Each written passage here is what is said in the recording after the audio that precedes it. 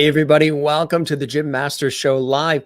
How are all of you? I hope you're doing well. It is Sunday, and I don't know about you, but we are getting ready from a pretty major storm that is coming up the coast. It's a nor'easter, and it's headed here right now. So everybody, you hear like people getting ready. You hear people scurrying around. There's no snow yet, but they're just scurrying around. People were in the supermarkets. People were on the roads, doing their banking, I guess, and going to the post office and doing all the things they could. The post office is technically closed, but if you have a P.O. box, you can go in and check everything. So it's coming up the coast. And as you guys know, if you're watching for the first time, this is the Jim Masters Show Live. I'm your host, Jim Masters. I do this work professionally in the real world, in television and radio, as a TV and radio personality, presenter, host, journalist, actor, writer, producer, stage MC, voiceover, narrator for a long time on TV networks and radio and TV stations and more, production companies, stages. And out of that, we created this entertainment lifestyle talk show series months and months and months ago, about 250 episodes live daily of our cool entertainment lifestyle talk show series, where we are sort of bringing back the lost art of conversation, like some of the old school talk shows of the past, Dick Clark and Dick Cavett and David Susskind and Johnny Carson and more, and bringing in with that the old school sensibilities of nice, warm conversation with entertainment and guests from television, music, film, Broadway, Hollywood, the culinary arts, as well as sports and science, health and wellness, authors, inspirational people, intuitive people, comedians, you name it, all right here. We have an international audience as well who call themselves the Lovities. And there's a reason why. If you're just joining us for the first time, I'll tell you briefly what happened was I was saying the show is positive, it's inspiring, it's about light, love, and levity. And I said love and levity just a little too fast. And all of a sudden, I said levity. Everybody said, stop, we love that word. So now the viewers that watch the Jim Masters Show Live Entertainment Lifestyle Talk Show series, they call themselves the Lovities, and they call me Mr. Levity. And they call this our home studio, which is in the greater New York City area, along the southern New England coast between New York and Boston, Levity Hall. So we'll take it. That's what it is. Welcome to Levity Hall on the Jim Masters Show Live. And we toast you and you and you and you, and we welcome all of you. And we say thanks for joining us. We always toast our viewers, our international viewers of Lovities around the world. We hope you have something nice and refreshing there with you as you toast with us. We've got an amazing guest, actor, director, producer, and educator as well. We're going to talk more about that. Josh Grisetti is here live and direct from Los Angeles.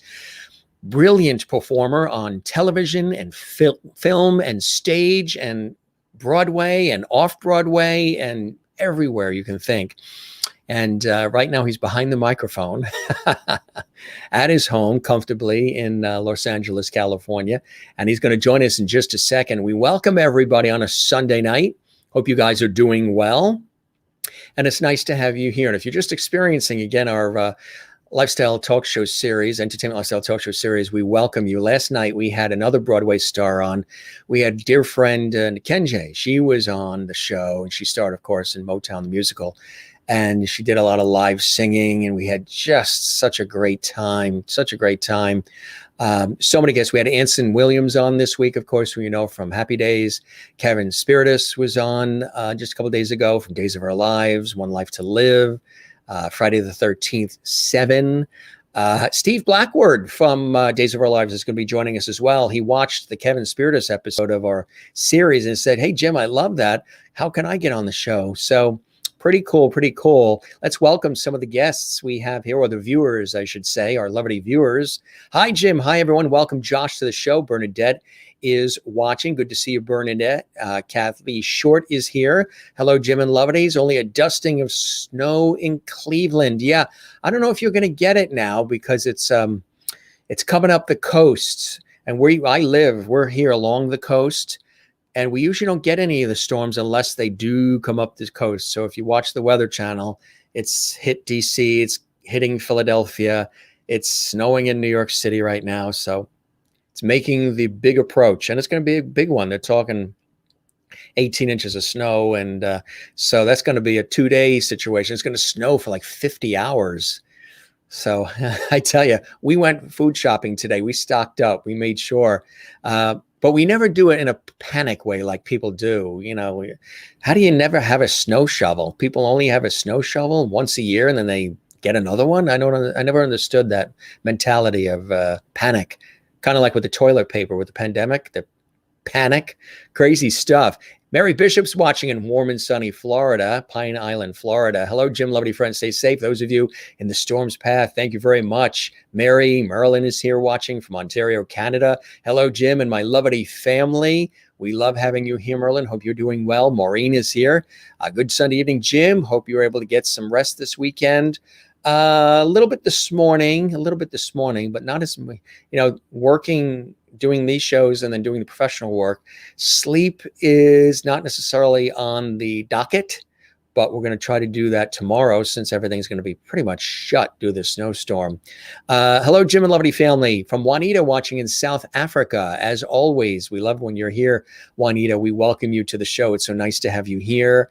And Merlin says, welcome, Josh, to Lovity Hall. You're now a Lovity. I told Josh all about what Lovity is, and he's like, love it, bring it on. So he's all prepared for the Lovity wave coming his way. Pamela Given watching. Hello, Jim. Good to see you, Pamela. Thanks for watching. Of course, we welcome all the Lovity viewers around the world.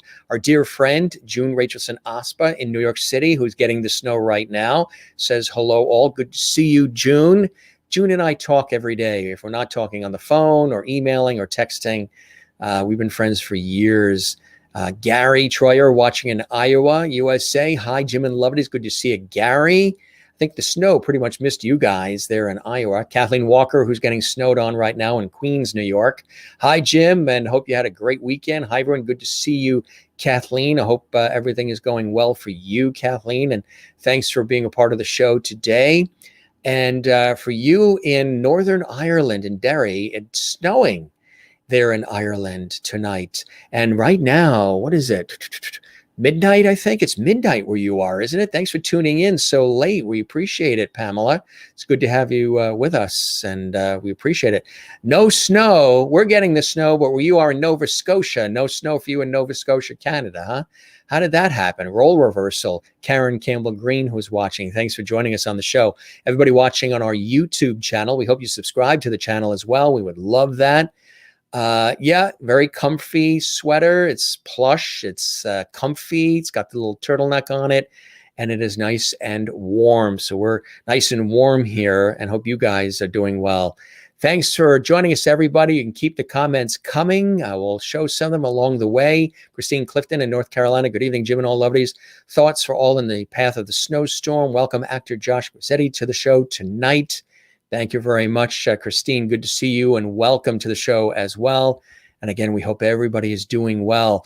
Josh, again, as I said, is amazing. We're so happy to have him here on the show. Actor, director, author, educator. Josh originated the role of Marty Kaufman in It Shoulda Been You on Broadway, for which he won the 2015 Clarence Durant Award and was nominated for the Drama Desk and Outer Critics Circle Awards. He also starred in Something's Rotten on Broadway and the first national tour, as well as the Broadway revival of Neil Simon's Broadway Bound off Broadway. Josh starred in Rent, Peter and the Starcatcher, Enter Laughing, where he got the Theater World Award winner, Drama Desk, OCC, Drama League, and Lucille Lortel nominations as well as Red Eye of Love, Candida, Noel Coward's After the Ball, of course. Favorite regional credits include Prince of Broadway, Matilda, Camelot, How to Succeed, Beauty and the Beast, Funny Thing, The Way to the Forum, Spamalot, Grease as well.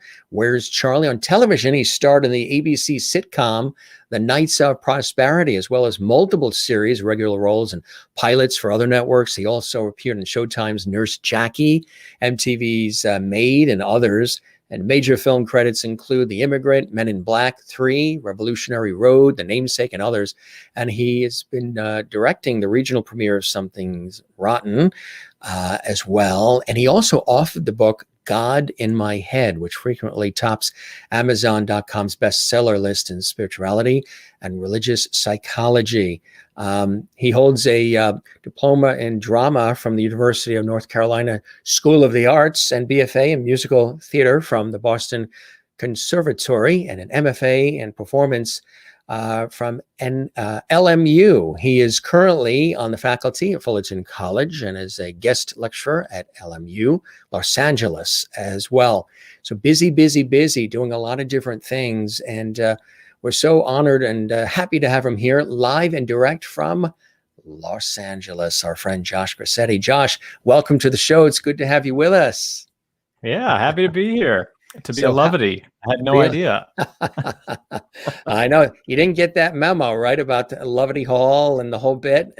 No, but now I know. So I'm thankful for it. Yeah, and I see the comments about it. It's nice. you can never have enough Lovity, right? I tell you. We need to flood the world with Lovity. Linda says, good evening, Josh. You're a Lovity now. Juanita in South Africa says, welcome to the show, Josh. Kathleen Walker in New York City says, hello, Josh, and welcome. Mary Bishop in Florida says, welcome to the show, Josh. And Gary Troyer in Iowa says, hi, Lovity, Josh. I love Something Rotten. We love it's that. A good one. It's a good show. Yeah. June, of course, our friend June. Hey, Josh. Hi, June. Yeah, great comments from Linda and Linda in Florida. Good evening, Josh. You are a Lovity now. Cool stuff. Cool stuff. Keep the comments coming, folks. So how have you been? You and I were having a really good conversation before we went live on the air, just about, how we've all had to sort of pivot, and we're dealing with a lot of online that we have to do and sort of keep the wheels turning in all the different ways we can. What are some of the things you've been doing? I know as much as you are a fantastic performer and director, you're an educator as well, and you've been doing some teaching online, right? Yeah, no, everything has gone online. Everything's gone virtual, and that's like everything else, we're all just sort of making do with the best we've got at the moment. But there are some silver linings to working online. But obviously, I think everyone knows the preference of live theater, both watching it and certainly teaching it. The preference is to be live. Yes, right. but yeah, we're doing the best we can. That's it. So what are some of the things that you've been working on of late to, I usually say, remain sane and connected and creative during all of the craziness that we've all been experiencing over these last several months? Well, luckily, the teaching that I'm doing has actually taken sort of center stage, for no pun intended, over the course of the pandemic. The timing just sort of led itself to that. I was sort of dabbling in those waters anyway, but then when the pandemic hit, it became sort of full throttle. But I've been able to direct a little in the academic environment, and of course it's all online, so it's a different thing. But the first things I ever directed outside of my undergrad were short comic sketches for funnyordie.com back in the day, that you could do sort of guerrilla style. Now it's gone very legit, and you have to have a lot of backing to make solid footage for them. But back then you could kind of just, slap stuff together and do it. And so it sort of feels like going back to those roots of just making it work with what you've got. So that's taken a lot of it, but also just figuring out how to teach theater in an effective way, in an engaging way, without burning out the students online. It's uncharted territory. So there's no book to read on that. There probably is now, because there's been almost a year of it. But at the time when this sort of hit, everyone was in the same boat, of just what's happening and what do we do? Yeah. So that took a lot of mental resource, a lot of time. And it's still going. We're still learning things. And of course, the Black Lives Matter movement happened, which totally upended certainly academia, but also what we can tell of the theater industry. So there's just a lot of catching up to do. So this time has weirdly become about sort of using the time to educate yourself, using the time to figure out where we need to point our compasses next and what work has to be done ahead of us on all kinds of different fronts. So that's where all of my energy has kind of been. I mean, I am still auditioning here and there when stuff comes. All you can't see it, but on past these posters along the wall is my self tapes, my self tape sessions happen. Yeah, it's we've had to get pretty good at slapping that stuff together. So yeah, I've been doing a little bit of that, which occupies a little bit of time. But honestly, that's been slow going because theater obviously has been taken out of the equation for the time being. So the only stuff that's really auditioning are a few commercials and some TV stuff and films coming back up. But yeah. Let's talk a little bit about in the beginning, how you got started. What were some of those early points of inspiration for you, Josh, when you were, a youth sort of coming up the ranks, where you were raised and where you grew up? Folks in the family or others that have an arts background, an entertainment background that inspired you, or were you sort of the breakout in the family? Well, it there were some distant ancestors that I didn't know about at the time that I've learned about since, who were in the arts. A couple of vaudeville performers, one who specialized more in the opera sort of thing, but on the vaudeville circuit, and then another who sort of probably did novelty songs. We don't totally know because it's a little bit lost. But we have some of their material, which is sort of fun to kick around. But outside of that, my immediate family, no, there were no real artists per se. Although my father was very big in the church choir, the small town church choir. And to be clear, I grew up in a very rural part of Southwest Virginia, just outside of Roanoke, if anybody knows that area. Yeah. And so it was a very specific sort of place. And my father in the Southern Baptist Church, really loved singing, loved gospel music. And so that's, but when I say gospel music, I mean like the gospel that I saw at the time, which was the old sort of 4-part, almost like a version of barbershop quartet that ventured into spirituality. That type of gospel, not like black gospel, although I fell in love with that years later, but couldn't sing it, unfortunately. But that's that's the closest it was. My sister, I have 2 sisters, and the one directly above me, I'm the youngest of the 3. The one directly above me was involved in like community theater and school theater.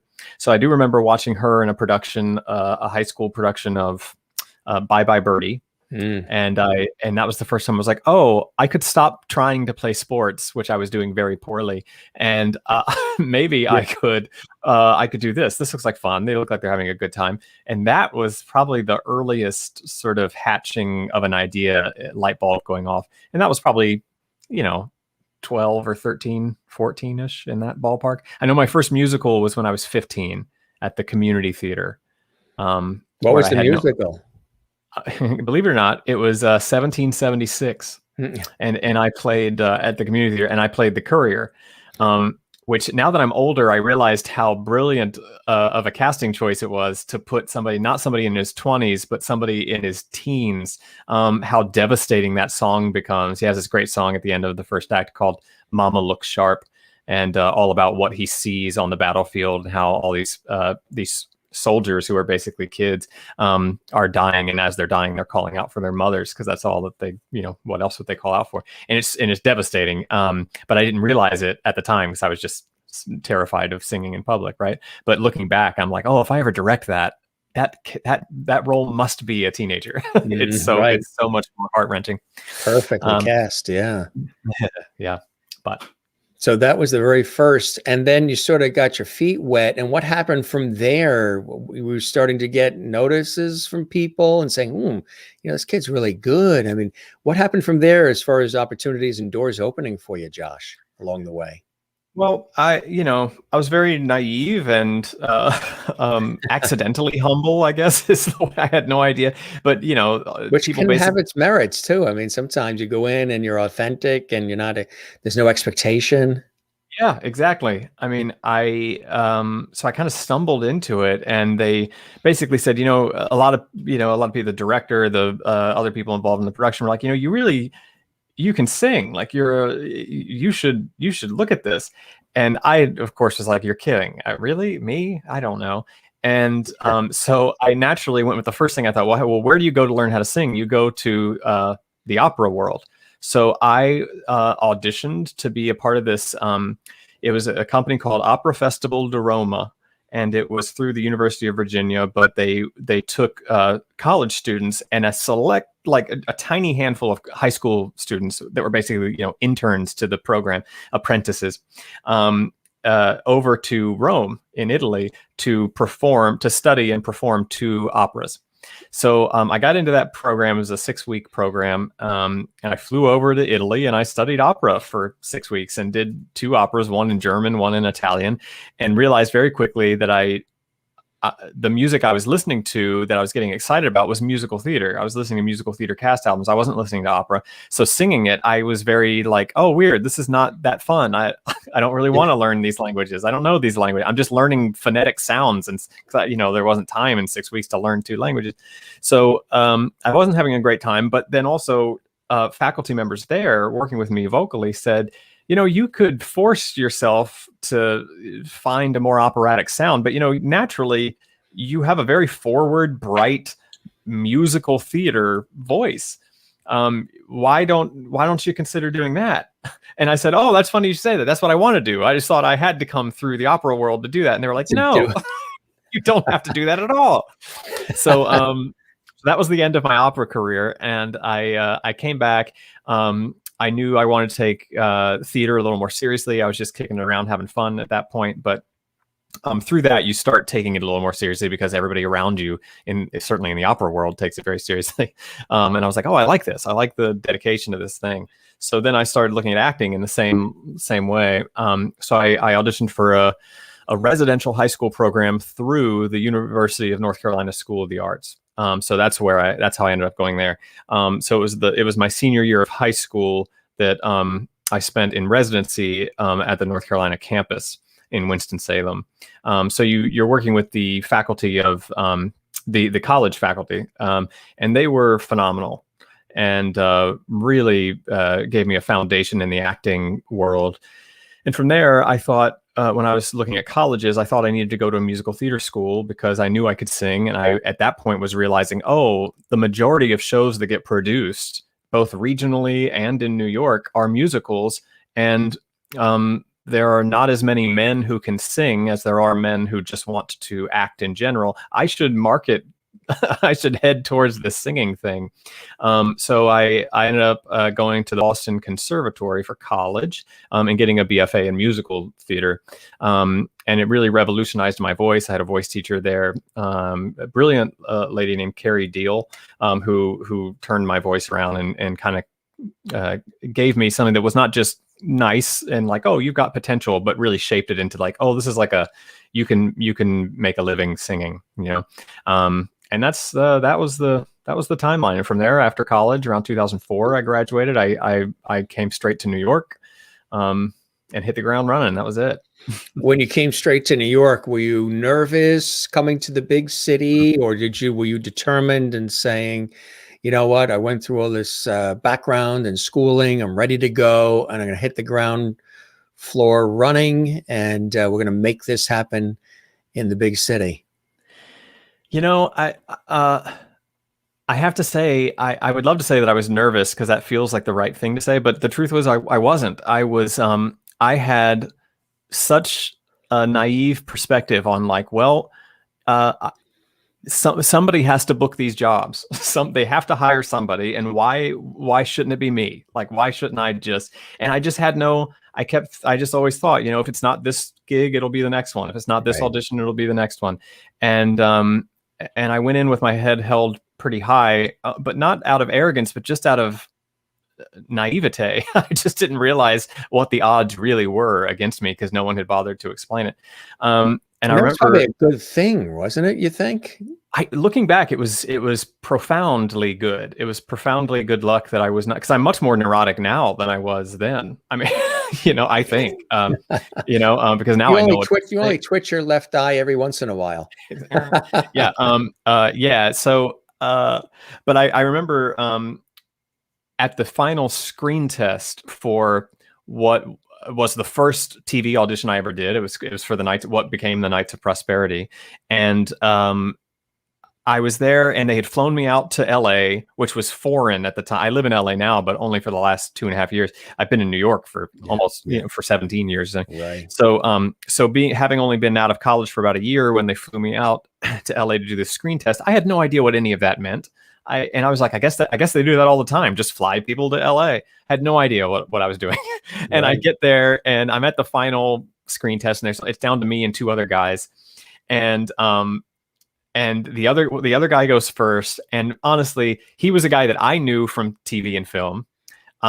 And I was like, oh my! And when we got there, the show writers came out, and the director and the star who had already been cast, they all came out of the room and they saw the other guy, and they were like, oh my God, it's so great to see you. How have you been? I haven't seen you since that set, 10 months ago or whatever. And I was like, oh, they already know this guy. Like, I'm done. Like, there's nothing for me to do here but enjoy my time in LA for these, 2 days. So I just completely put it off and just went in being like, well, I'm already not cast. So I'm just going to enjoy this process. And I went in and I just had a good time in the room. And I came out and I was sitting there like playing on my phone and doing whatever you did back then.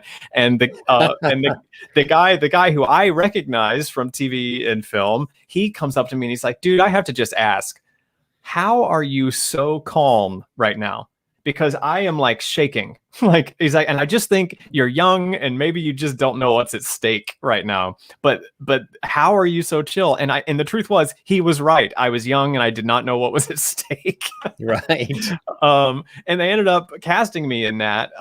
And even after they told me at the premiere party, they said, we have to tell you, you were such a left field casting choice. We kept bringing you back because we kept liking you so much, but we kept never believing we would actually cast you because you had no credits. You had never even done TV or film. I wasn't even a member of SAG-AFTRA at the time.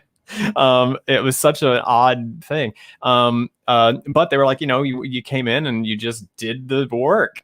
And it's so funny that I think what they mean by that now, looking back on it, is I was so relaxed. Right. And so the work could happen. When you're not relaxed, it's really tough. And now it's much harder for me now to release into that and to let the work come through than it was at the time. But so there's like a lesson here in this. It's amazing how that, right, exactly. Before, you weren't doing what a lot of people do, is the real heavy selling Josh, selling. Look at me, look at my pictures, look at my reel, look. You were coming in like, hey, I love this work and whatever happens. And every single experience that's happening to me is fresh and new. So I'm just going to go with it. Right. You didn't have any preconceived notions or over the top expectations, which actually worked in your favor. Yeah. No. And it's hard to express this to somebody without just telling a story like this, an anecdote that makes them sort of see it. But when you try to convey this to students, you need to be relaxed. It's like, well, what does that mean? It's a little vague. It's hard to hold down. So, so it is hard to explain, but in every time I talk about it, I have to say too, I'm not just trying to teach you this idea. I'm preaching to myself. I'm telling myself this story over and over to remember what works and what doesn't, and what's beneficial to us and what's not as performers. It's such a mind game. Actors are the most neurotic people on the planet. So you would say that you've become more so now than you were going in because of knowing the nuances and essences of it all, and how it is really sometimes subjective and very, things just pull together real quick and fast, and anything goes in so many different ways. Would those be some of the things that have made it a little crazy? It's hard for me to say, but what I know is that I'm not alone. That's the only thing I can tell you for sure, because there's a great classic story. It's not my story, but this is about a young Barbra Streisand and an older Judy Garland doing a TV gig together where they had to sing. And Barbara, being young and naive, was just totally like, all right, well, we're doing this today, and that's what's happening. And Judy apparently was just a neurotic mess. And that there was a conversation backstage about that between the two of them. And allegedly, Barbara's like, what's going on? Why are you so why are your nerves so racked? And she basically just said, just wait. Just wait until you get older. You're going to find it yourself. And then allegedly Barbara can acknowledge that now and say, yeah. And I don't know if that's about expectations of you as a performer once you've sort of established yourself a little. And now it's not just a kid walking in where there are no expectations, but now it's like, oh no, this is a professional guy. He's won awards. He's, done Broadway. He's done And TV he series. expects certain things from so me that now. must mean So he's now going all to of a nail sudden, it.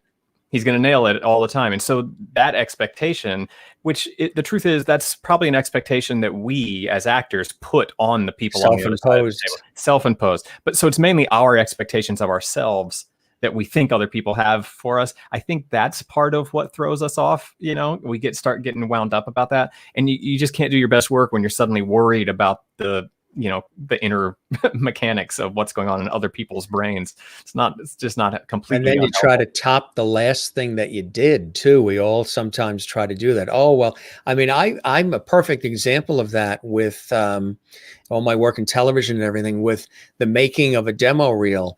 It's one of the worst things for me to do. And the reason why is, and I've had to do it and I've done them and I sent them out for work, but it's because you're taking years worth of material of all kinds that you've had an opportunity to be a part of. And you now have to condense it to now what used to be 15 minutes, then 10, then 8, then 3. And now a minute and a half. That's all they're going to really even watch if they watch it. And it's got to be really good and the best and the whole thing. So in the beginning, when you're doing it, I remember I used to get hung up on whether or not what the set looked like that I was on and the lighting, and did the guy pan the camera perfectly and it looks great and all this. And they're like, stop. Don't even think about any of that. Because if you're thinking about all those extra things as opposed to you and your performance, which is why they're looking at that reel, then they would be hiring the set designer. That's when they would be looking at the set, or the guy panning the camera for that perfect angle of you sitting in the chair or whatever, talking, whatever you're doing. They would be looking for the cameraman or the lighting director or the production side of it. So don't always get hung up on just all those other things that are happening around you, because they're hiring you for you. And sure, they're going to see how you react to some of the crazy stuff that goes on around you on set or on stage or on location or whatever it may be. But the narrowing down of it, and then trying to pick what is the stuff that grabs you and the stuff that you think is your best. And I always got into the rut of saying, well, you know what? I'll hold off on making the demo reel because the next thing that I do, that's going to be that next project that I'm on, that next show, that next shoot we're on, that's going to be the one. And I'll have that at the head of the reel. You could go on and on saying the next thing you do is going to be the winner. The next thing you do is going to top it, when you should just really put the good stuff together and get it out. Have you ever had that where you've stopped yourself from doing it only because you think, well, I'll wait until I do that next project that just came my way, and that'll be what I do to showcase?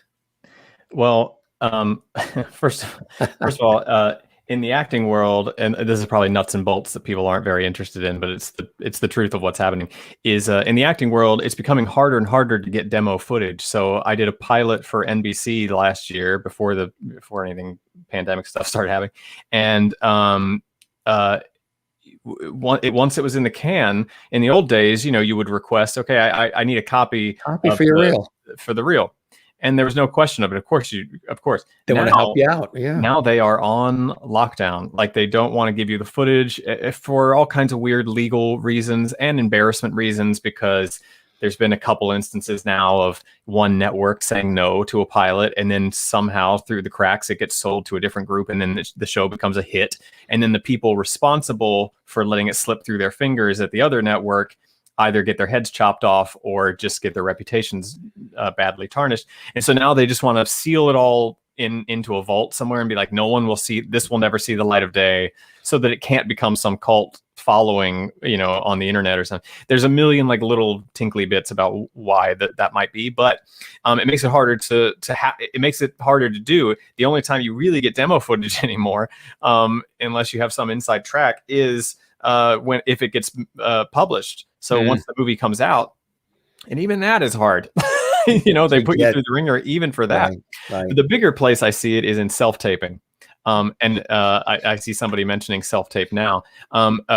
Self-tapes are the ultimate actor trap, because not only do you have to do the material, you have to watch yourself do it and edit it together and pick your best takes yourself, which and you're not lighting and everything. And suddenly you can spend, 24 hours just over and over. And well, I love that take until that last look. The eyes just didn't quite do what I wanted. Editing and it's a black hole, man. There's no way. It's like, so you have to, that's an experience where you've got to just give yourself, all right, look, I'm going to give myself 3 takes and I'm going to use the best of the 3. Because the truth is, you're going to be much more finicky about the nuances of your own performance than anyone else on the planet is going to be. So you just have to accept that one little eye movement that you want to shoot again for is not the thing that's going to get you cast. Only you see it. They probably don't even see it. Right. Absolutely. Right. And don't worry about the set around you. Or I used to think about that. Oh, wow, that we were on location and we were at this big, thing, this television project, and I was co-hosting, and look at all the lights and the audience, and wow, this is big, and it's network and everything. And they're like, you know what? They're hiring you for that next show or that project or whatever it is. Yeah, they like the look of the lighting and the set and the audience and the cameras moving and the boom swooping in and all of that. But that's not what they're really going to decide on, because, again, they would hire the boom operator, or they would hire the lighting director or the production director. It's nice to have all of that, but you could be in a fold-out chair talking to camera or interviewing somebody back and forth, and they want to see you, not necessarily not all the window dressing, that comes with you. I used to get hung up on all the window dressing. I used to say, oh, that one, we're in the studio and the studio's lit well, and wow, that screen behind us looks awesome, and they're gonna love that. And they're like, they don't really see that. They want to know that you could put 2 words together and carry a conversation, Jim. That's what they want. Do you find that in the beginning, especially with your students, that they get hung up on sometimes that outer window dressing and they don't focus on themselves like they should? Oh God, yes. We and I don't know if that's the Instagram effect, like the effect of, oh, that's a whole new thing. Yeah. The surface layer looking very polished and then ignoring, the rest of the iceberg that's under the surface. Like, that is so normative now, and it's in sort of the DNA of this generation, I think. Yeah. But I don't know. I feel like this time where no one has had a lot to do, right? Like the pandemic has shut down all those boat trips and all the luxurious vacations and the whatever that you were planning to do, that you wanted to take pictures of and advertise as if that was the majority of your life. That's all been stripped away. So I feel like we're forced to look at more substantive issues now. So maybe this is a tide that's turning, and people are actually not just forced to do it, but more interested in, well, okay, I know how to take a nice picture and put it online and put a nice tag on it, but what about the rest of this? And is this as valuable as I think? And if not, what is valuable? What is important? And and maybe there's sort of a cultural awakening that's happening. I would like to think so, but I don't know if I'm just, again, being naive. That's my my natural disposition, is being naive about things. But I'd like to think there's a possible future there. Exactly right. I think it is changing. I think it's changing for the better. I think in so many different ways, where people want authenticity. They want real. They want to feel the essence of the person as much as, any of the trappings that come with it. I think that's a positive direction, wouldn't you say, Josh? Oh, 1,000%. And I haven't totally been keeping up with chat, but I also see Jay Atwood making fun of my boat trips reference. He goes, quote, boat trips. Boat trips. I love you, Jay, by the way. Jay is one of my favorite accompanists that I've ever been able to work with. He's this great music guy, and you should have Jay. Actually, you should have Jay on this show. I'd love to have him on. Yeah. He's in Vegas now, but he's he complimented you earlier. Great guy, great talent. Oh, that seems like something to see what I mean. That's why we love Jay. Yeah, like he has this. He like plays the didgeridoo. Like he's just that. He's that guy, you know. Yeah. And I adore him. But no, every time when I think of luxurious vacations, I think of that SNL sketch of "Never Thought I'd Be on a Boat." I don't. Do you know? Yeah. Do you know what I'm talking about? They sing like some number on a yacht, and I don't know. That's where the boat trips came from. Robin Leach, Lives of the Rich and Famous. Exactly. Kardashian, all of that. Yeah, right. Yeah, who doesn't want to be on a boat? Yeah. So some of these productions that you've had an opportunity to be in are incredible. Once you hit the pavement in New York, what happened for you? What were some of those very first opportunities that came your way once you arrived in the Big Apple, ready to go? Well, I have to give most of the credit to my early career to a guy named Tony Walton. And if you know Tony's I don't know if he's not quite an EGOT winner, but he's close. He's got to have Emmys, Tonys, and Oscars, maybe. I don't know. He's got a little bit of everything. But he started off mainly as a costume designer, and then he did sets. He did that amazing. I still think about it all the time. The amazing set of A Christmas Carol at Madison Square Garden that wrapped around the theater. Yeah. And then the house. I don't know if you remember this, but his house. You know, he goes to knock on the door. The moment where Jacob Marley first shows up, and in the book and in most movies and whatever you've seen, the door handle turns into Jacob Marley's face, and that's the classic thing. And how do you tell that on stage? And Tony's ingenious idea was that the whole front of the house, which was a 2-story, construct in the set, the whole house turns into the face. And so the windows on the top, the windowsills curve in and become eyebrows, and the door becomes a mouth. And it was incredible. And then it all goes back to normal. What's insane, then the house opens up like a toy house, and then there's a set inside of it. It's like, who could design something that insane? Well, Tony Walton could. Genius. Genius. And he was directing by the time I was sort of stumbling into New York, and he was doing a production of Where's Charlie at the Goodspeed Opera House. He literally, Jay Atwood worked, who's here watching. He worked at Boston Conservatory at the time, and I can't remember if Jay was the one who said, they're doing Where's Charlie? You should audition for it, because it's about a guy in college age. He's in college, so you're the right age to do it.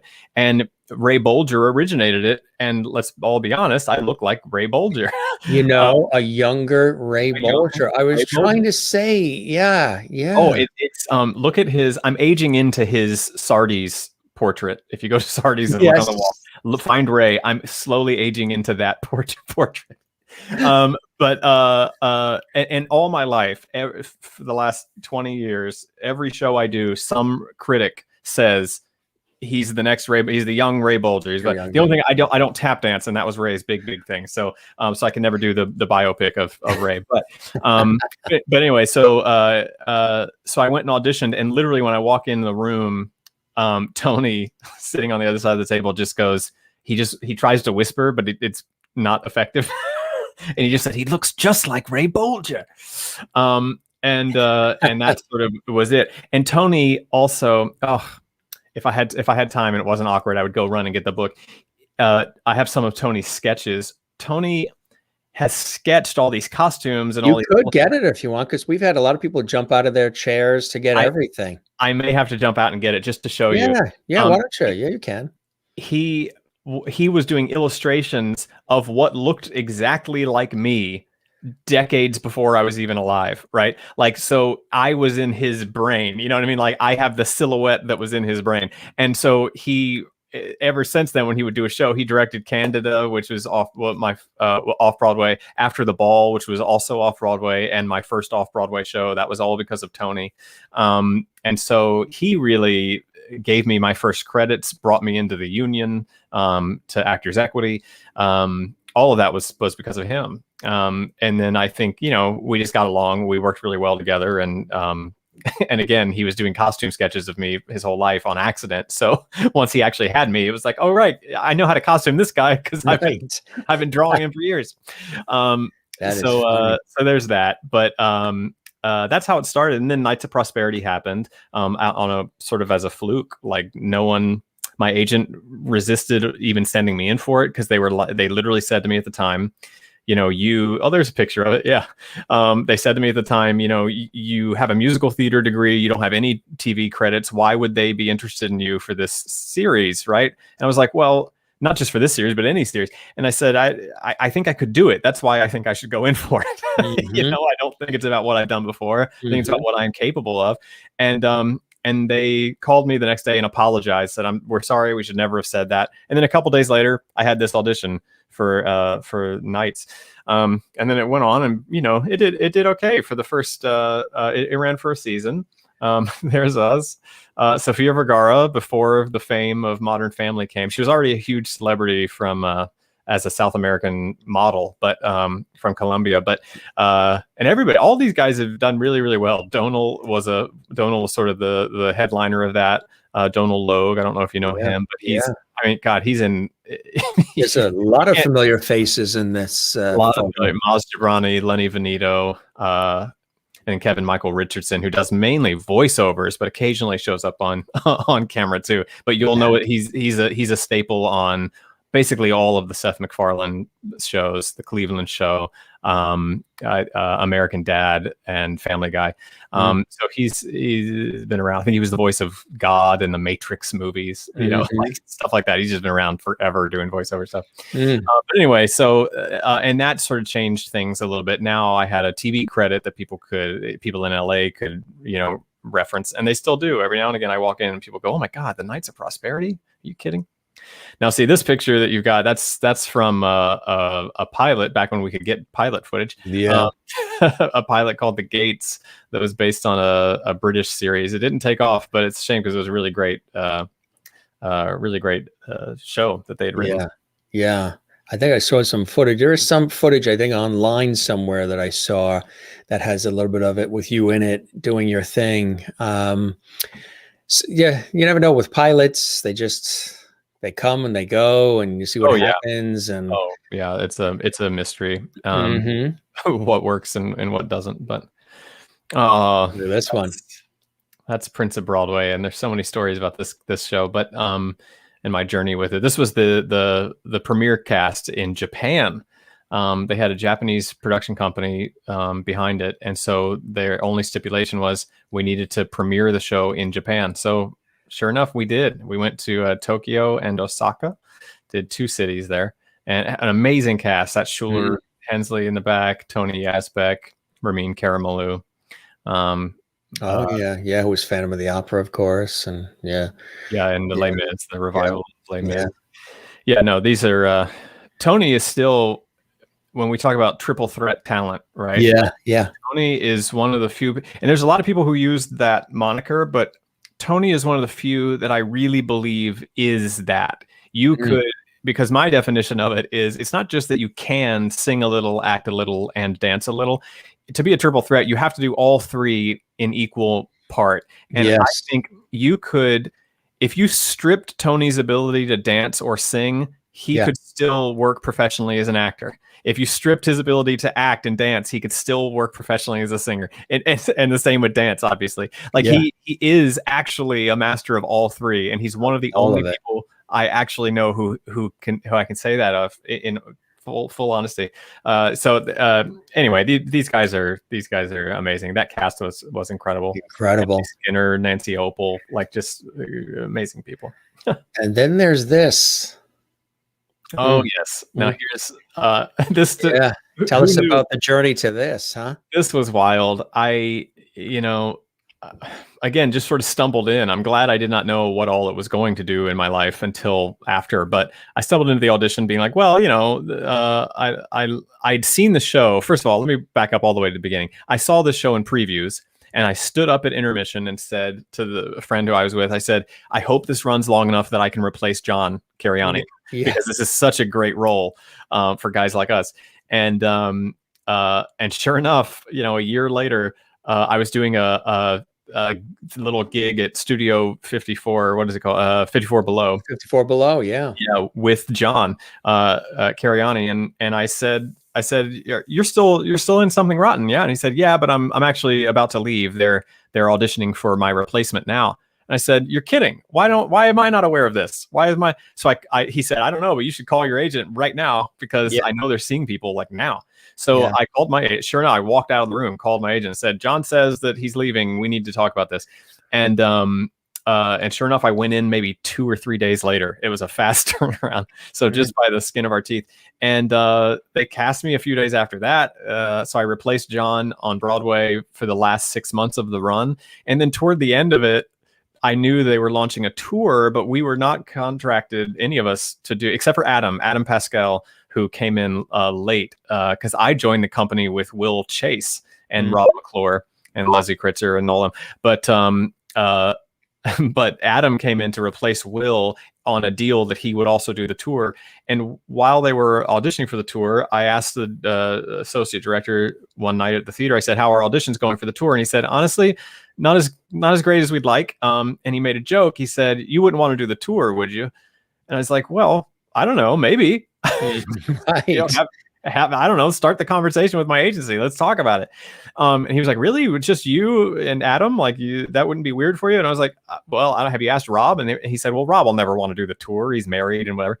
And I was like, okay. So I went down, I literally left the conversation, went to Rob, and I said, Rob, would you be interested in doing the tour? Like, if Adam and I were doing it? And he said, I don't know, if my wife was involved somehow too, and we could go together. And so I said, why don't you just tell him that? And he said, well, I don't want to be that guy who's like, well, I'll do it, but you have to hire, my wife too. He's like, I just don't want to be that guy. I said, I get it. So I was like, but here's the thing. His wife, Maggie Lakis, had done at least one tour of Avenue Q together, and maybe a second one. I think they met doing Grease or something. I don't remember if it was a tour or not. But anyway, Maggie had already shown her chops as a belter. She might have even done Broadway with Avenue Q. I can't remember, but she had a track record already. And so I went back to the associate director, and I said, you should talk to him, because and look at Maggie, look at his wife, and if she could do B, you could literally have a husband and wife pair playing it on tour. And anyway, they auditioned her, and then this whole thing actually came to fruition, which blows my mind still. And we did that tour for a year and a half, all of us together, me, Rob, Adam, and Maggie, and then Leah Hoffman, who was in the Broadway company as well. She was on the road with us for half that tour. Wow. So anyway, that ended up being a huge thing. It took me out to LA, and I decided once the tour was over, I would stay in LA. So that's how that transition sort of happened. That's amazing. Of course, cannot forget about this one. Oh yeah, no, It Shoulda Been You. Now see, okay. I know June remembers me from Enter Laughing. I think that's how we got connected. From Enter Laughing, yeah, Enter Laughing, which was over a decade ago now. This is I still don't know what this is. This is the cast album we did off Broadway, but they put Broadway to the West End. I don't know what that means. We never went to the West End, but cool. I would love to do this in the West End. I guess you were, a rave on every corner. Yeah. But the Enter Laughing kind of put me on the map. And at the time, everybody and their mom was coming out and saying, I have this great project for you, because I was kind of the funny young kid at the time, that season. And, and the truth is, most of them had good intentions. Either the things that they were working on never quite made it anywhere, or they made it, but they made it years later. And by that time, my star had kind of cooled, and they found other people to take over those projects. This, It Shoulda Been You, is the only project from that time period. I remember Brian Hargrove and David Hyde Pierce coming backstage and saying, "We're working on this great this project you'd be great for. If it ever happens, we're going to call you." And I, and like everything, I kind of nod and I said, okay, I hope that's true. And years go by, and I had heard they did an out of town tryout of it somewhere, and I wasn't involved. I had not heard of it. As far as I knew, they had not reached out to me about it, to my agents or anything. And then of course, when the Broadway thing comes in, I auditioned for it. They cast me in it. And once we're all together again, I say, I have to ask, I didn't think you were serious about casting me, even when I came into audition, because you didn't even call me for that thing that you did out of town. And they said, yes, we did. Your agents must not have told you, but you were the first person we asked about. So I had no idea. But they were true to their word from years before. And again, my star had cooled. I had been kicking around doing off-Broadway shows for all the years in between. But they looked back and said, we really want to give this guy a shot. Like he should be on Broadway, and we can do it. So let's do it. And so I have such sort of love and respect for those guys for being true to their word, and for and just celebrating a young comic actor and giving him his shot. That was all David and Brian. So yeah, look who's watching. Jane is watching. Hi, Josh. You were hilarious, and It Should Have Been You. Oh, Loved yeah, working Jane. with you. You're a jewel. One of our producers. Yeah, so it was a great. I wish this had lived longer than it did. With this company, unbelievable. Tyne Daly, and you see Chip Zien there, and Nathan. This is a great company. Sierra August and Lisa Howard, like fantastic group of people.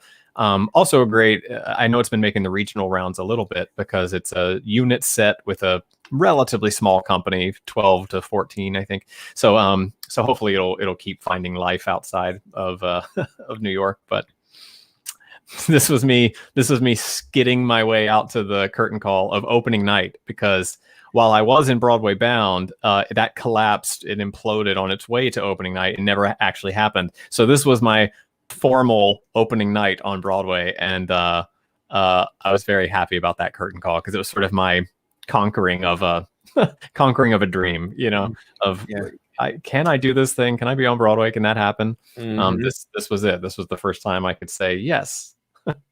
Yeah, that's a great shot. That's obviously Cabaret, but not the actual production of Cabaret. This is from Hal Prince's Prince of Broadway review, again from Japan. The MC was one of the many parts I played in there. How long did it take to do the makeup and get you all set for that? Okay, this is I don't know if you want to hear this whole story, but this is a cool story, because this is a review. So these songs come back to back to back. And the last time you saw me was in a Fiddler on the Roof section. And before that, I was obviously doing something where I didn't have all this makeup on my face. And they wanted the full makeup. And I was like, guys, how are we going to do this? Like, there's no time to get this makeup on and get the costume changed. So this full costume was under the Fiddler on the Roof section. So under the Anatevka, rags was this full tuxedo. And I had this big sort of Feifel Goes West hat, this big like Newsies cap, oversized Newsies cap that was on my whole head. So my eyelashes and everything above my eyes was done. So it was white, and the darkness on the upper part of the eyebrow and stuff, that was all done. The lower half was what we did frantically backstage in between the Fiddler section and the Cabaret section. Wow. And we did a time lapse of it to show the backstage thing. It exists somewhere on the internet, but yeah, that was a crazy transition. Then you just run out and start doing some Cabaret songs. That's amazing. You got to do it. You got to do it, right? Here's another cool one. Yeah, Rent. I did the closing company. So this was the off-Broadway company. Michael Greif was still directing, who directed the original. But after it closed in on Broadway, they moved it to off Broadway, where it began, and it lived for a couple. And unbelievable cast. So many people from that company, even people who were understudies and ensemble members, have gone on to such great careers since then. So Michael has a good eye for talent. And I can't say enough about this production. I was so thankful to do this. This is also one of the few dramatic pieces that I've ever done in my professional life. I kind of became known so much for the funny kid, and the irony is that Michael did not know me from that world. He didn't know me from the musical comedy stuff that I had kind of made myself known for in New York. The only reason he knew me was because they were doing a revival of Angels in America, and I went in way too young to play Lewis. He's supposed to be 33. I'm a great age to play it now, but at the time I was in my mid 20s and looked even younger. And as soon as I walked out of that, I felt very strong about that audition because it was a rare, super dramatic audition. There were 5 scenes, and that material is no joke. Angels in America. Right. Those scenes are dramatic scenes. That's the real deal. Yeah, real deal stuff. And I was very proud of myself for kind of stepping up to the plate at that audition. And I walked out, and 5 minutes went by, and I got a call. My agent said they just called us and said, you are way too young to play this right now. But they felt strongly enough that they paused auditions to call us to tell us that they thought you were great. Cut to a couple years later, that was the only thing Michael knew me from, was that audition. And we just get a call saying, would you want to do Rent? And I was like, do they know that I have a very legit voice? Like, I am not like a pop rock singer. I do mainly comedy. And they said, yeah, but Michael's directing and he remembers you from Angels in America, and he thinks you'd be great, and he just trusts that you sing because he sees it on your resume. Wow. And the truth was, Mark, I was playing Mark, obviously. Who else would I play in that show? But Mark he sings, but he's not he doesn't have any, he's not Roger. He's not the guy that was in a rock band. He's just a guy who he sings most of it. And so it's light on the vocals. And so when I went back to look at it, I was like, let me look at the score again, because I haven't listened to the score in a decade, right? And I listened to it and I was like, oh, you know what? There's no reason I couldn't do this. That's why am I pigeonholing myself? There's enough people in the business that'll want to do that. I should totally do this. And it was one of the most rewarding experiences for me for that reason alone. That's amazing. I mean, these opportunities that came along were something else, huh? Yeah, well, and they don't, they come out of such weird places. And it's one of the things again, now that I'm teaching, I try to instill these ideas in people, students, is you think that if you didn't book that show, the audition was a failure.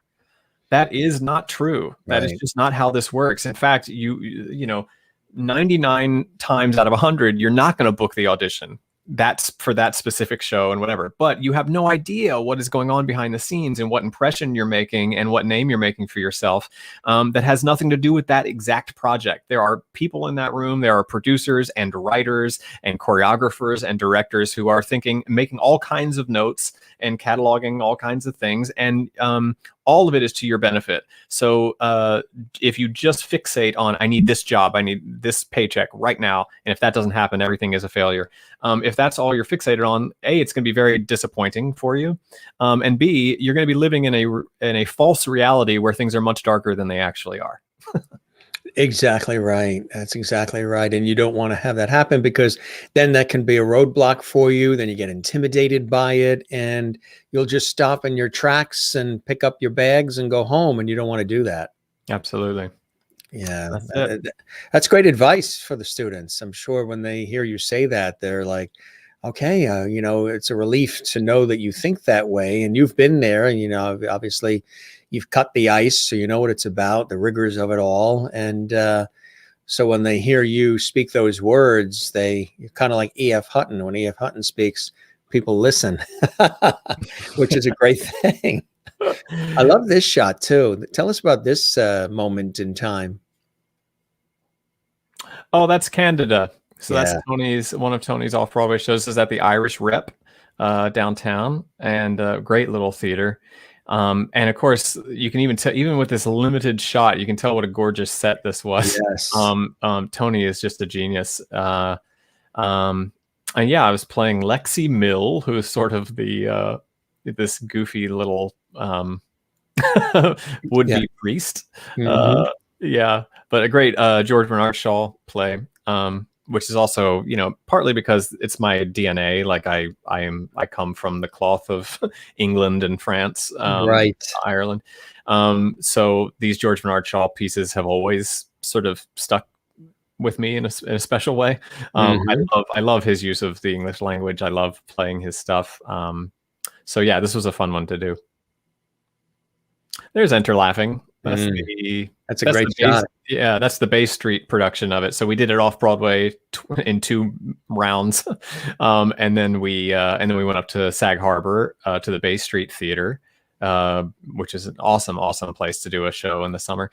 Yeah, that's a great that's one of my favorite shots. That's hanging in their lobby, and I'm so glad, because it's one of I just love that shot. That company, and Richard Kind back there. Everybody else, yeah. Richard Kind making choices in the back. That's yeah. That photo is the antithesis now of social distancing, huh? Yes, everyone was hand sanitized. That's great. Exactly.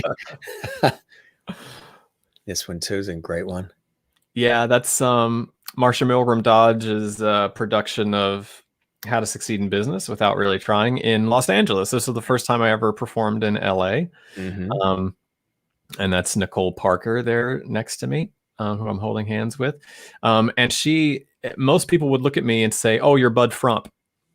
Just type-wise, lanky character guy. You're not the all-American Finch. And Marsha turned that on its head and said, "No, what if we reversed this? And what if the quirky guy was Finch?" And I just love that she gave me that chance, because that ended up being a really great role, and a great show to explore. Yeah, we had a great time with that. Made a lot of great friends with that. Michael Kostroff was in that production, who was way overqualified to play Mr. Twimble. Yeah, it was a good group. That was a good group. Yeah. How about this shot?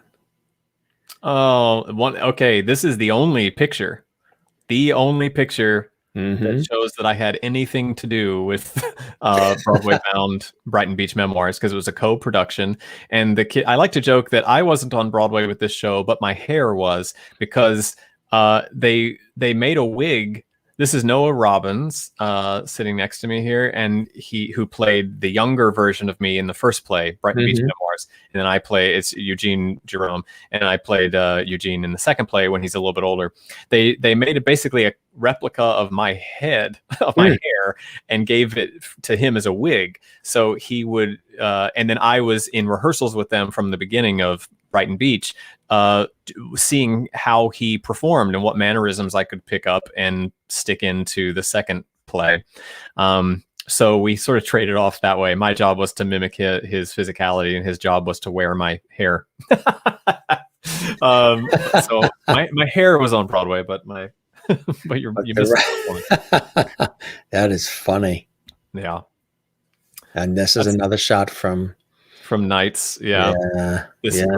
This great monologue. One of the only times on TV you get a monologue, right? And the monologue was this sort of throwdown where the character just sort of says, "You know what? Everything isn't always goofy and fun times. Here's all these terrible things." It's done in a comic way because it's a sitcom, but we recorded this in so many different ways, and one was really dark. We went really dark with it to just have the option in the can in case they wanted to use it in editing. They didn't. It was too dark. But I remember getting into it. I got one line in, and the director of photography screams "cut." Yeah. And if you know anything about a film set, the DP does not call cut. No, that is not his job. That's the director's job. Exactly. And so for the DP to do it was like, whoa, what's happening? And he went on this monologue of his own, yelling at the guys who rigged the lighting and say, "There's a cord right behind him. This kid was about to do this intense monologue that, and you guys are going to screw it all up. We're gonna have to go back and reshoot this in a week because you idiots didn't put there's cables in there." and he's yelling. He moves a tiny cable, and he goes, I'm sorry, I had this outburst. I'm sorry. And he walks off set. And the director goes, okay, everybody settle. Let's go again. And we do it again. And I give one of the most dramatic performances of my life. Right for this monologue. After this, the end of the day rolls around. And the DP comes up to me and he says, hey, I just want you to know, there was no cable hanging behind you. The room, we do a lot of comedy here. Like everybody was buzzing and making jokes. And I knew it wasn't going to help you with a serious monologue. So I had to do something to change the tone of the room. And I was like, genius. That's a genius. This was an old timer, man. Yeah. He had his method. Yeah. He knew what a young actor was going to need. And he was 100% right. He got you in that sort of vibe of taking it serious. And that's cool. Yeah. And he stuck his neck out to make that happen for me. So it was, when you talk about learning from, having mentors on set and stuff, it's looking at stuff like that and going, right. The truth was that was not his job to have to do. That was mine, but I was too young to be able to take the reins for myself and do what I needed to do. So he did it for me. And then you look at that and you go, okay, next time I know what I need to do. But I'm so thankful that I had somebody there, shepherding me through that. Looking out for you. Absolutely. This is the pilot that I don't have any footage of, unfortunately, but it was so fun to shoot, as you can imagine, with this little insane look. That's me and Rory O'Malley, the two Broadway guys, doing it was a pilot called Like Magic for NBC, and it was all about magicians, about the Magic Castle. It was kind of a riff on the idea of the Magic Castle. That's the pilot episode. Yeah, Bridget Kyle and Vicky Lou, who work on what's the show? Superstore. Yes. Yes, on NBC. Yeah. And they wrote a phenomenal show. It was just so funny, and French Stewart was in it, and just amazing group of people. And unfortunately it didn't go, but it's a shame because these were characters that America does not know how unfortunate they are that they did not get to meet these guys. The duo was supposed to be sort of a Siegfried and Roy type duo that were so over the top, and just catty, hysterical writing. That's funny.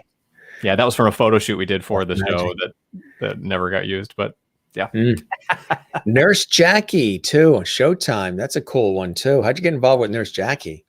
Oh, that was just it was one of the only guest star spots I've ever done. Like I don't know.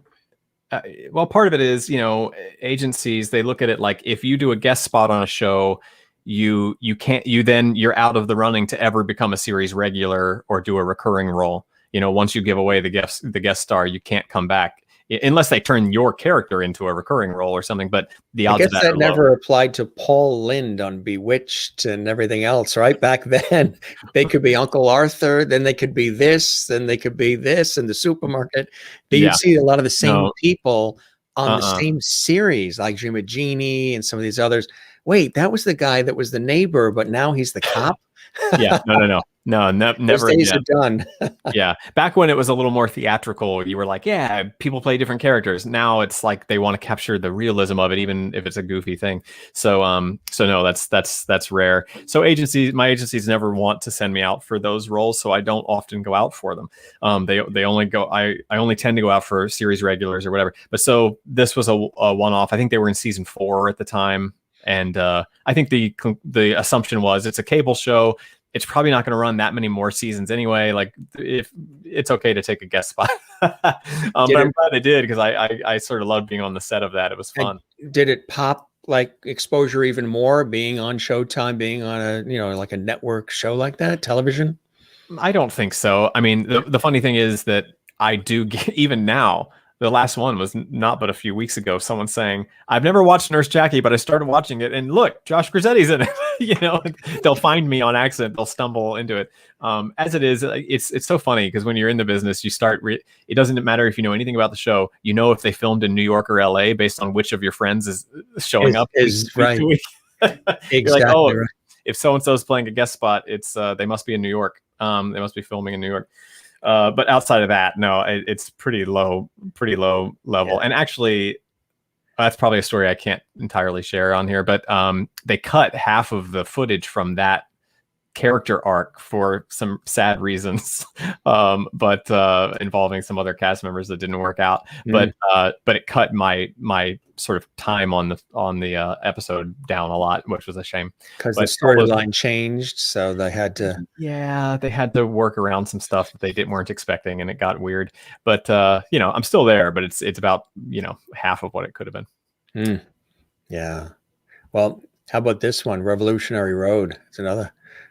Revolutionary Road. This was exciting for me only because Titanic was one of my favorite movies. I saw it. It's the only movie I've seen 3 times in the theater. Did you see it 3 times? In the theater in like 1997, 98. I was a kid, and it was a big deal. I thought it was I was just an amazing movie because I loved the Titanic. I was obsessed with the actual boat. And then to be on set with DiCaprio and Kate Winslet, but also Kathy Bates. She was also a role in this thing. And so there I am, and Kathy Bates is playing with my dogs. I brought my dog on set, which also, what the hell was I doing? Why did I have a dog on set? But yeah, and trying to be cool around everybody. My only memory is that I had a very short little scene with Kate, and I walked in, and of course it's Kate Winslet, and I don't want to be I don't know what are you supposed to say to these big celebrities, right? Like, you don't want to be you don't want to nerd out, you don't want to sound like an idiot, you don't make them uncomfortable or anything. And so I just was like, I'm just gonna let her set the tone. And I walk in the room, and she is staring directly at me, and she just holds this stare for like 15-20 seconds, awkward amount of time. And I'm like, is she about to like yell at me? Have I done something wrong? I haven't done anything but just walk in. And then she sort of snaps out, and she goes, oh my God, I was staring at you, I'm so sorry. She's like, I was totally thinking about something and just didn't know where my eye line was. And that was probably terrifying for you. Hi, I'm Kate, and then you said, and then I was like, oh, good. Because I was terrified for about 15 seconds. I thought I somehow offended you. She ended up being very down to earth and sweet. And it was great. What was it like working on that project? It was cool. It was unexpected. I thought I had a very short little thing to do, which easily could have been done in one day, but because of just, how film sets go, things get backed up. They ended up needing to keep us overnight, which is why it ended up being really good that I had my dog with me. Otherwise, things would have gotten very complicated because we were, I don't know, 2 or 3 hours outside of New York. Even though it was technically a New York shoot, it was like up in Connecticut where the location was. So, so they ended up needing to hold us there for a couple of days. But yeah, I love Kathy Bates too. But I was just nerding out because it was also set in the 50s, and it was the first time I'd ever been on a film set that was a period piece like that. And it is so cool. You feel like, because the whole parking lot was filled with these cars from the 1950s, and everybody's obviously in wardrobe and in hair, and you walk in and it feels like, you have stepped back in time when you walk onto those sets. And so it was really cool. Unlike theater, where the stage is what it is, and and backstage you've got that, but it never like feels like the world. It doesn't feel like, it feels theatrical. It feels like you're playing at it a little, because that's just the way theater is. But with film, it's so realistic that you're like, oh wow, have I just stepped in through a time warp? That was the thing I remember most, nerding out about the cast of Titanic, and and being on set for a few days in the 1950s.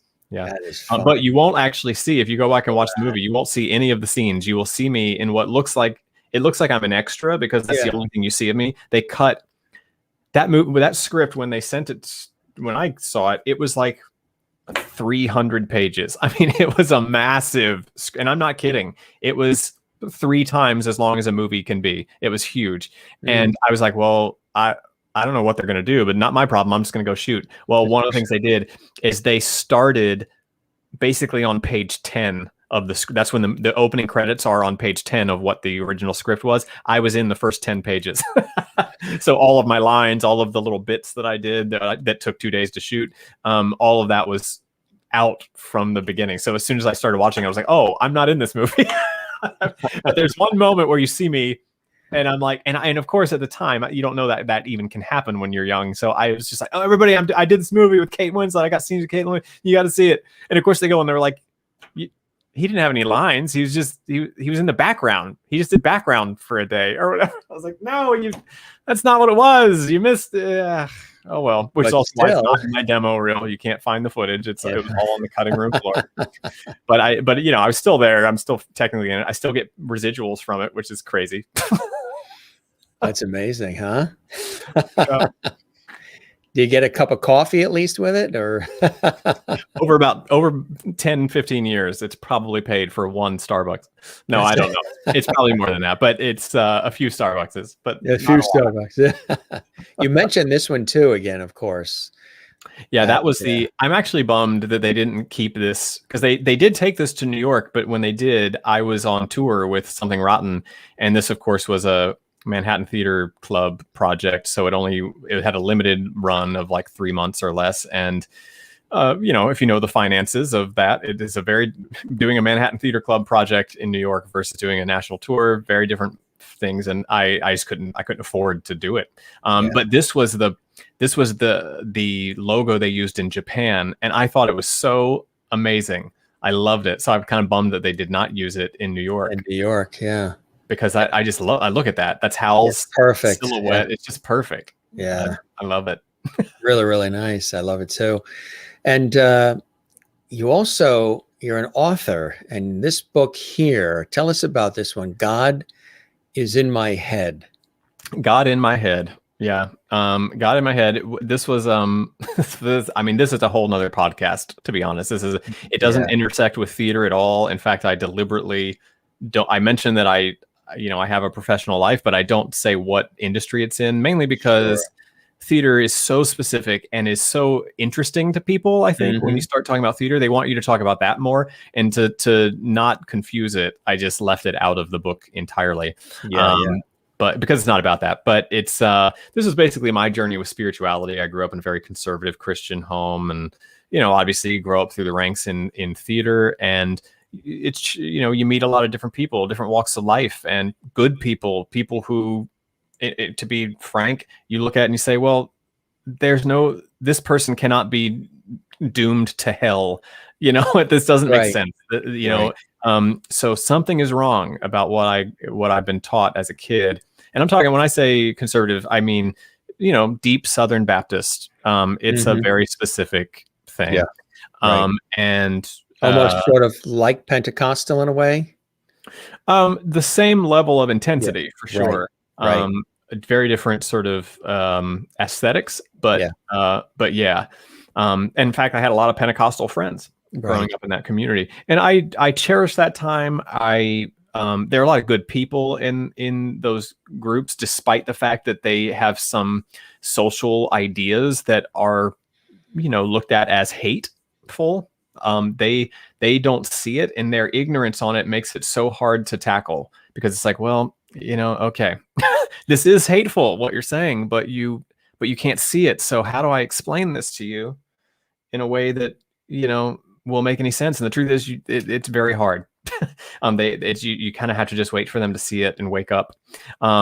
But anyway, so the book is sort of my journey with that. And then I had this crazy experience in my 20s where I essentially had a hallucination because I overdosed on prescription drugs on accident, and my oxygen levels in my brain dropped very low, and my heart rate dropped very low, and I ended up having this sort of medically induced hallucination where I encountered God and asked all these questions about what was I supposed to do with any of it. That became this book. After I told people about it for years, people eventually were like, you should just write this down and put it on paper. Like, okay. So I did. And it's a whole other world, a whole other side of me. This side doesn't intersect with the theater side of me very much. So it's kind of cool to be doing a podcast where I'm talking about both, because it's rare. Usually I do a podcast just about the book, or a podcast just about theater stuff. Because there's kind of two different audiences in a weird way, I guess. But it's opened up a whole side of things where I'm people stumble upon the book now and will reach out to me to talk about it. And so it's so interesting to be part of people's spiritual journeys. it's just a fascinating sort of thing to be a part of, and I love it. There are, as much as I love theater, there are also other things out there that exactly right, deserve our time and attention. So, and you were sharing the essence, of your life and experiences that you've had. And what's been the feedback to the book? Oh man, yeah, as you can imagine, all over the map, because once you start talking about God, it's like the things you avoid. You don't talk about. You don't talk about politics. You don't talk about religion. And if you do, just know that you are lighting a stick of dynamite and throwing it into the universe. So it has attracted some very strong opposition. People, this is the devil. This is we should burn every copy. Somebody actually posted that on Amazon.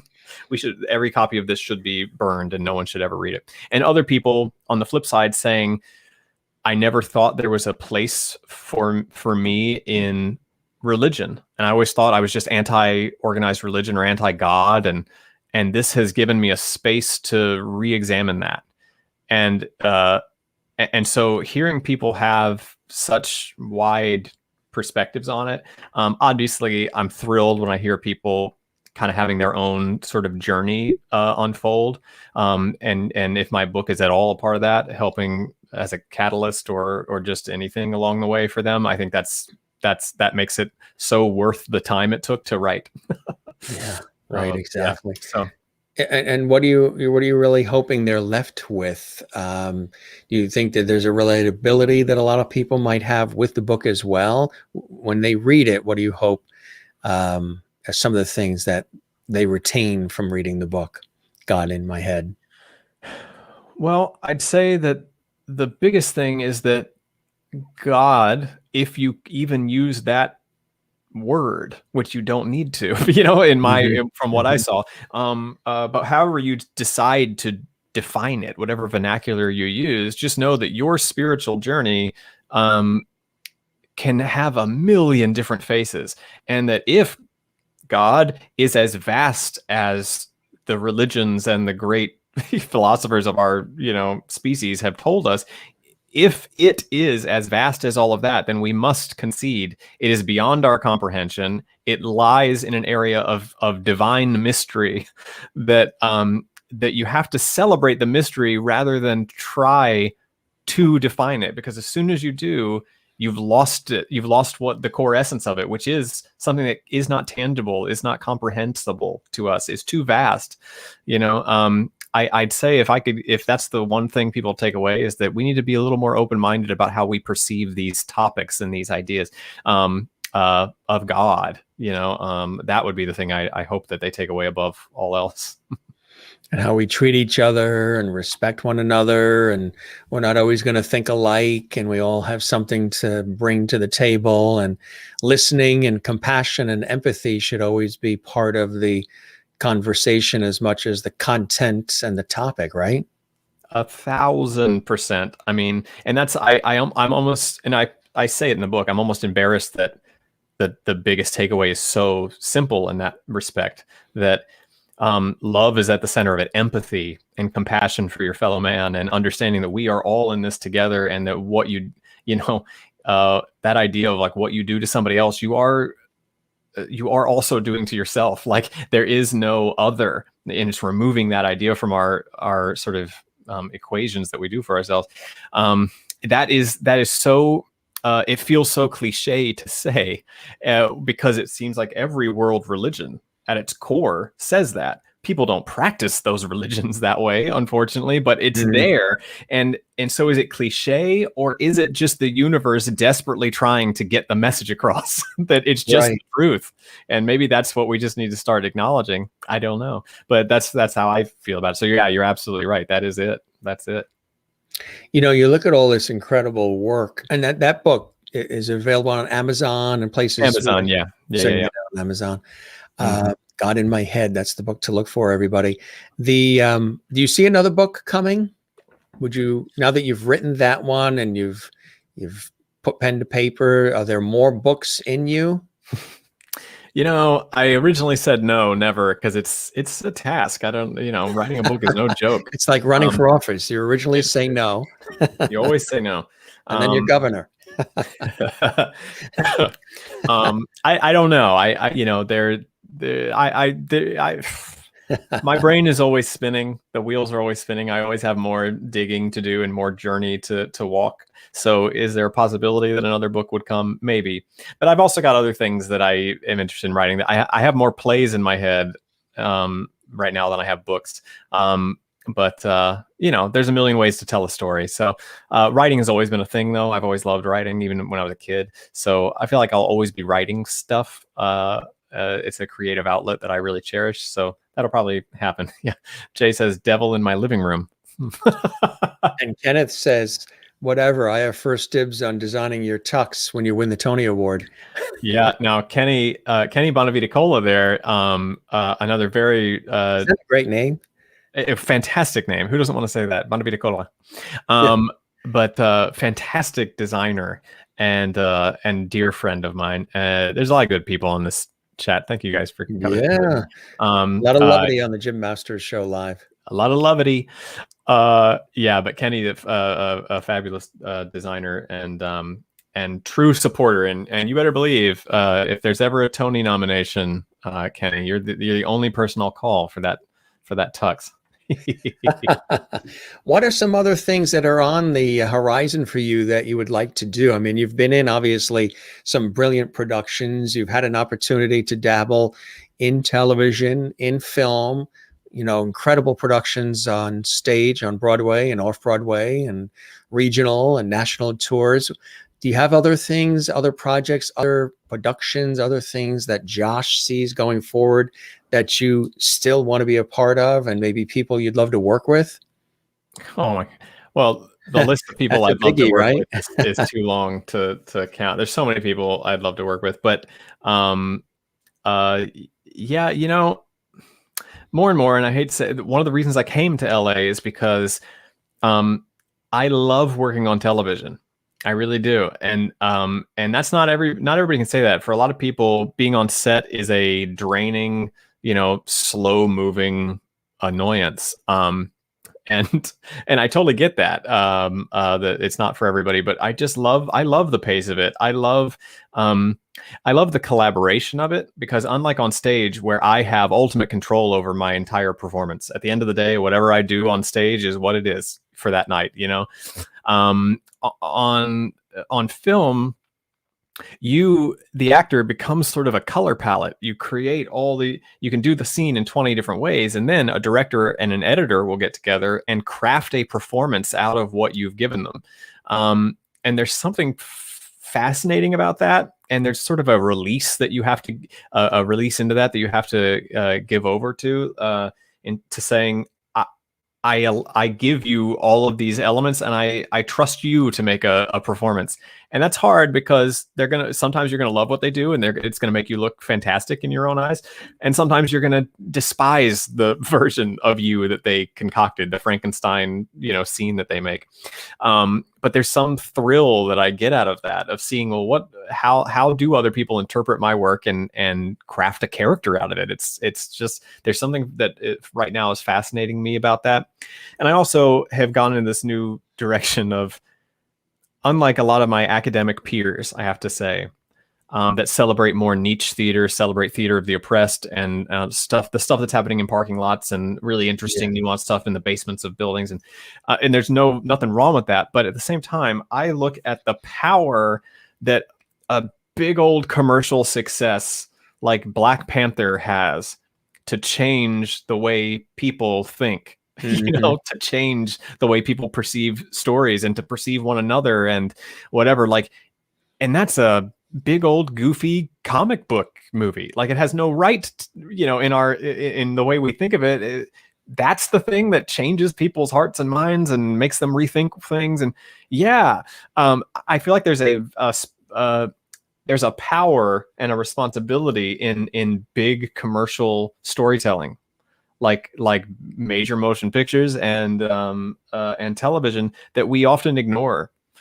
to our peril. And I think that to be a part of that storytelling, I'm thrilled by that idea to affect, millions of people who allow you to come into their home, and tell you jokes on their TV and in their living rooms once a week. Like that's a special type of privilege and a special type of responsibility that I don't know, I celebrate, I get excited about, and not everybody does. Some people are like, oh, sitcoms, I don't want to.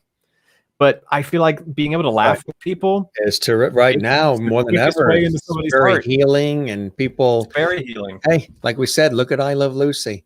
I mean, how long that's been around, and basic, relatable. The Honeymooners. I mean, basic, relatable things that people just connect with. The comedy, the Dick Van Dyke Show. I mean, these are staples of classic television, and the comedy Friends. I mean, all the different ones over the years, Seinfeld.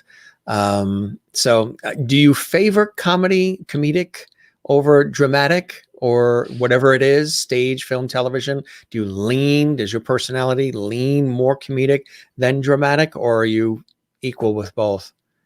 I 1,000% lean comic. Like my instinct in life is comedy. I feel like it's funny. But it's part of its coping mechanisms, but part of it is, I really think, that's why I think somebody like George Carlin was such a powerful comedian, is because he was tackling some very heady ideas. But when you can do it with through comedy, we are much more open to hearing people preach through the lens of comedy than we are any other. We don't trust politicians or even preachers anymore the way that the old school version may have. But we do allow comedians in. We do allow their voices space to be heard. And if we don't like it, we can just say, oh, they're just making jokes and they don't know what they're talking about. But sometimes they say stuff that, boom, pops these things. And we have allowed that in. And I feel like there's a reason for that. Comedy has a very special place. And, I use that Jeff Daniels talked about this and gave me this idea, but I've held on to it for so long, about we have two masks that represent this industry, a comedy mask and a tragedy mask. But so much we only focus on the tragedy because that's the real acting. It's when you play Hamlet that something is where we have to recognize it and make it special. But no, that's not what the emblems tell us. Like, there's an equal power to comedy that is under respected, but I think it's probably the most powerful thing. And not so easy too. I mean, a lot of dramatic actors that attempt comedy say, my God, that's a lot harder than I thought it would be to actually be funny. Yeah, and some people, it's not their thing. And again, you need everybody at the table. Everybody has a place in the industry. But I'm happy to take that mantle up and say, I love making people laugh, and I love laughing. Like, I love smiling, I love laughing, and that is my MO. And at the end of the day, I've always said this about myself. Maybe it's a cop out because I am the worst at laughing on stage when somebody makes me break character. But at the end of the day, I just think, life is short. Yeah. And when I get to the end of my life, the last thing I want to say is I didn't laugh as much as I could have. I want to say I got every laugh that the universe sent my way. I took every one because you need it. Well, I found, doing a little research, I found one of your more recent headshots. And it proves exactly what you're saying. Yeah, that's it. That's it. Spitting image of Josh right there. Me in a nutshell. Just the whitest guy on earth smiling. That is funny. Well, actually, this one's a great one too. Well, there you go. There's Smile McGee. This is the guy that walks into the room for auditions, right? Like, and that's what you want your headshot to do. I like to have a warm smile. Put everybody at ease. Exactly. Also teaching, we mentioned the teaching part. This was in the fall, of course. You tell us about that, a little bit more about what it's like to inspire young minds and really instill this great information and this rich heritage into these minds along the way. You're doing it at Fullerton, which I think is great. Yeah. It's more, it has a bigger effect on me than I expected it to. watching people grow, because at that age, I don't know, I guess that maybe they're just sponges and they're just progressing so quickly, but they just it's so inspiring to see people so thirsty for information and then so willing to put in the work to head in that direction that they want to improve themselves, whether it's to be better artists or just to be better people. It's pretty phenomenal, and giving them the space to do that and figuring out how to give people the space to do that, making them feel seen, making them feel respected, and watching how that influences them as young artists. It's pretty amazing. And I know that sounds like the optimistic view, because there's certainly another view that is, you can't help everybody, you can't give everybody everything all the time, and a lot of people won't, that you train in theater, they will not go on to become professional actors, and sometimes it right off the bat, and it's just a matter of time. But then figuring out, how do I best cater to that person too, and what can I give them here that I know they'll need to help transition to other things. It's looking at it in a more holistic way that has been really beneficial to me. But overall, especially at this time where we are rethinking all of these curriculums, and we're rethinking exactly what material we're asking people to perform and examine, it's been pretty incredible, because as a white guy who grew up listening to a lot of white people do a lot of white things, it's easy to just be comfortable with everything and to not question what's going on, because I've never had to question it. And just to use a quick example, one of the things that I have these kids do is they do this, what's called the listening project, and they have to listen to different cast albums. And I'm selecting a list of them, the things that they should know, shows that happen that have significance in some way or another. And one of the shows that's on there is Allegiance, which ran very briefly in New York, mixed reception, but it's one of the only shows that was composed by an Asian American composer, and directly, explicitly deals with specifically the Japanese American experience, through the 40s, and then reflecting on it today. And I put that on the list, and there's this one kid, I won't call anybody out specifically, but he just lit up. And he had been kind of reserved and a little, not a bad student or anything, but just he's a little suspect about things. Like, I'm taking it easy and whatever. But man, when that show came up, he had never heard of it, didn't know that it was a thing, and was like, oh my God, there's representation out here that I had no idea, there was place for.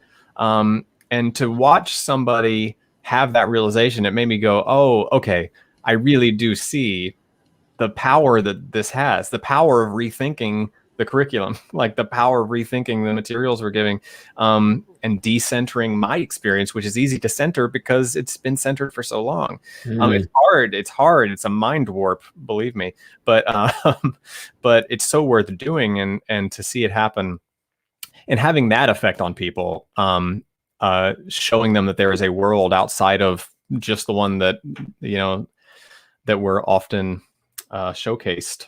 I don't know. I just feel like there's something very powerful about that's been really rewarding to be a teacher in this moment, Exactly. This is a great time to be involved. It really is. And you're doing a lot of it. Like you were talking, you and I were talking before we went live, over the internet, right? It's become the norm for teaching. How is that going? I know, it's not the same as when you're on stage or in a theater atmosphere or even a studio atmosphere. Everything has had to go online. How is that working for the students? How's that working for you? I mean, as you can imagine, that's a very big question with a lot of variable. But I'll put it this way: we started one of the colleges I teach at. Started a week or so ago, and on day one I hit a lot of, I said, I'm just going to take a quick poll on a scale of 1 to 10, 10 being completely unmotivated and burned out of trying to do this kind of work on Zoom, and 1 being totally ready to dive into more theater. Where are you on that spectrum? And I thought I left 10 minutes in the schedule to give everybody a chance to say, I'm a 7, I'm a 2, I'm a whatever. It took like an hour, because once we uncorked that, there was so much emotion and so much stress and anxiety around that. And I think the fear that no one was ever going to ask them. And to give them a platform to say, okay, what are you feeling? And what do I need to know on day one to help us get on the right foot?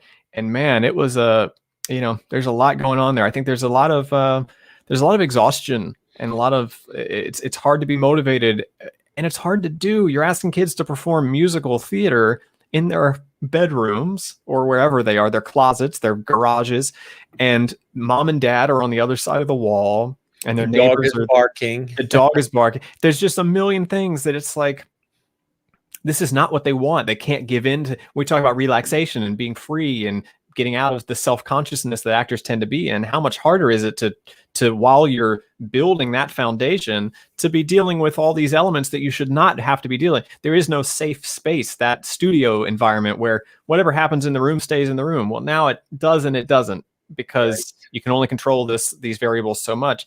And that puts a psychological sort of pressure on them that they would never have to deal with otherwise. And I think at a certain point, they're just tired of dealing with, they're tired of coping. They're tired of their internet cracking out in the middle of a song, and all of it, over time, it's just wearing them down. So you have to be a little more flexible. You have to be a little more forgiving. You have to, I mean, we are not psychologists, we're not counselors. So being careful not to overstep the boundary of this, but you do have to take on some of that emotional weight for them and say, all right, let's give a space for that. And I'm with you. I've heard it even from some guests that I've had on, friends and otherwise, who've popped on, because we have all kinds of guests on the show, but specifically the ones that are performers, whether they're actors or singers, musicians.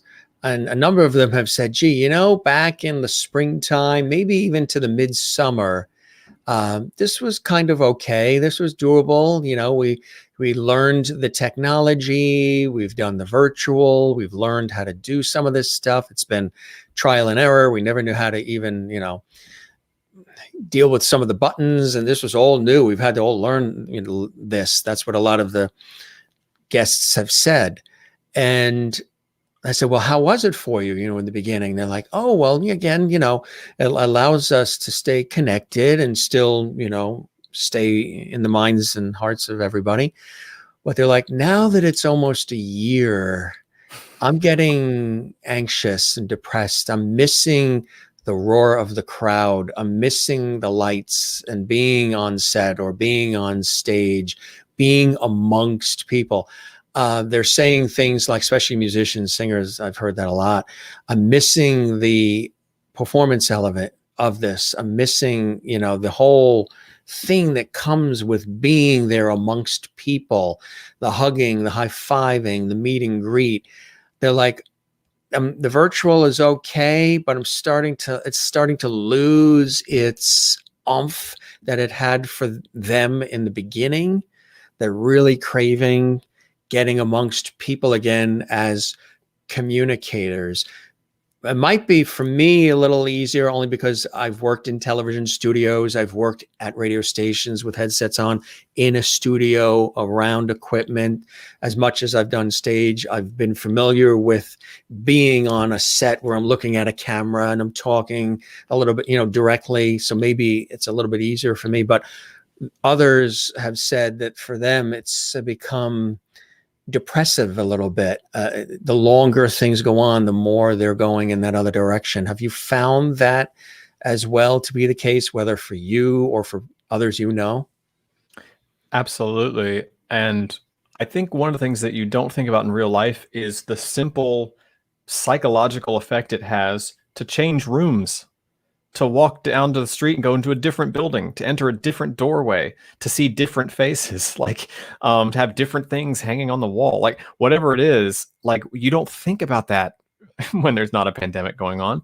But suddenly when you're in the same room for everything you do, I'm doing this interview in the same, this is what the kids see when I teach, right? This back wall that I've made here.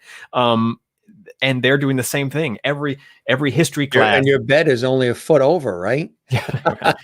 But you know what? It's sad. We actually moved apartments to give me we needed a second bedroom so that I could teach from, because for the first half of the pandemic, I was taking up the whole house. We were in a 1-bedroom apartment and I was teaching out of the living room, which meant, okay, for these 2 or 3 hours, you need to just stay out of sight.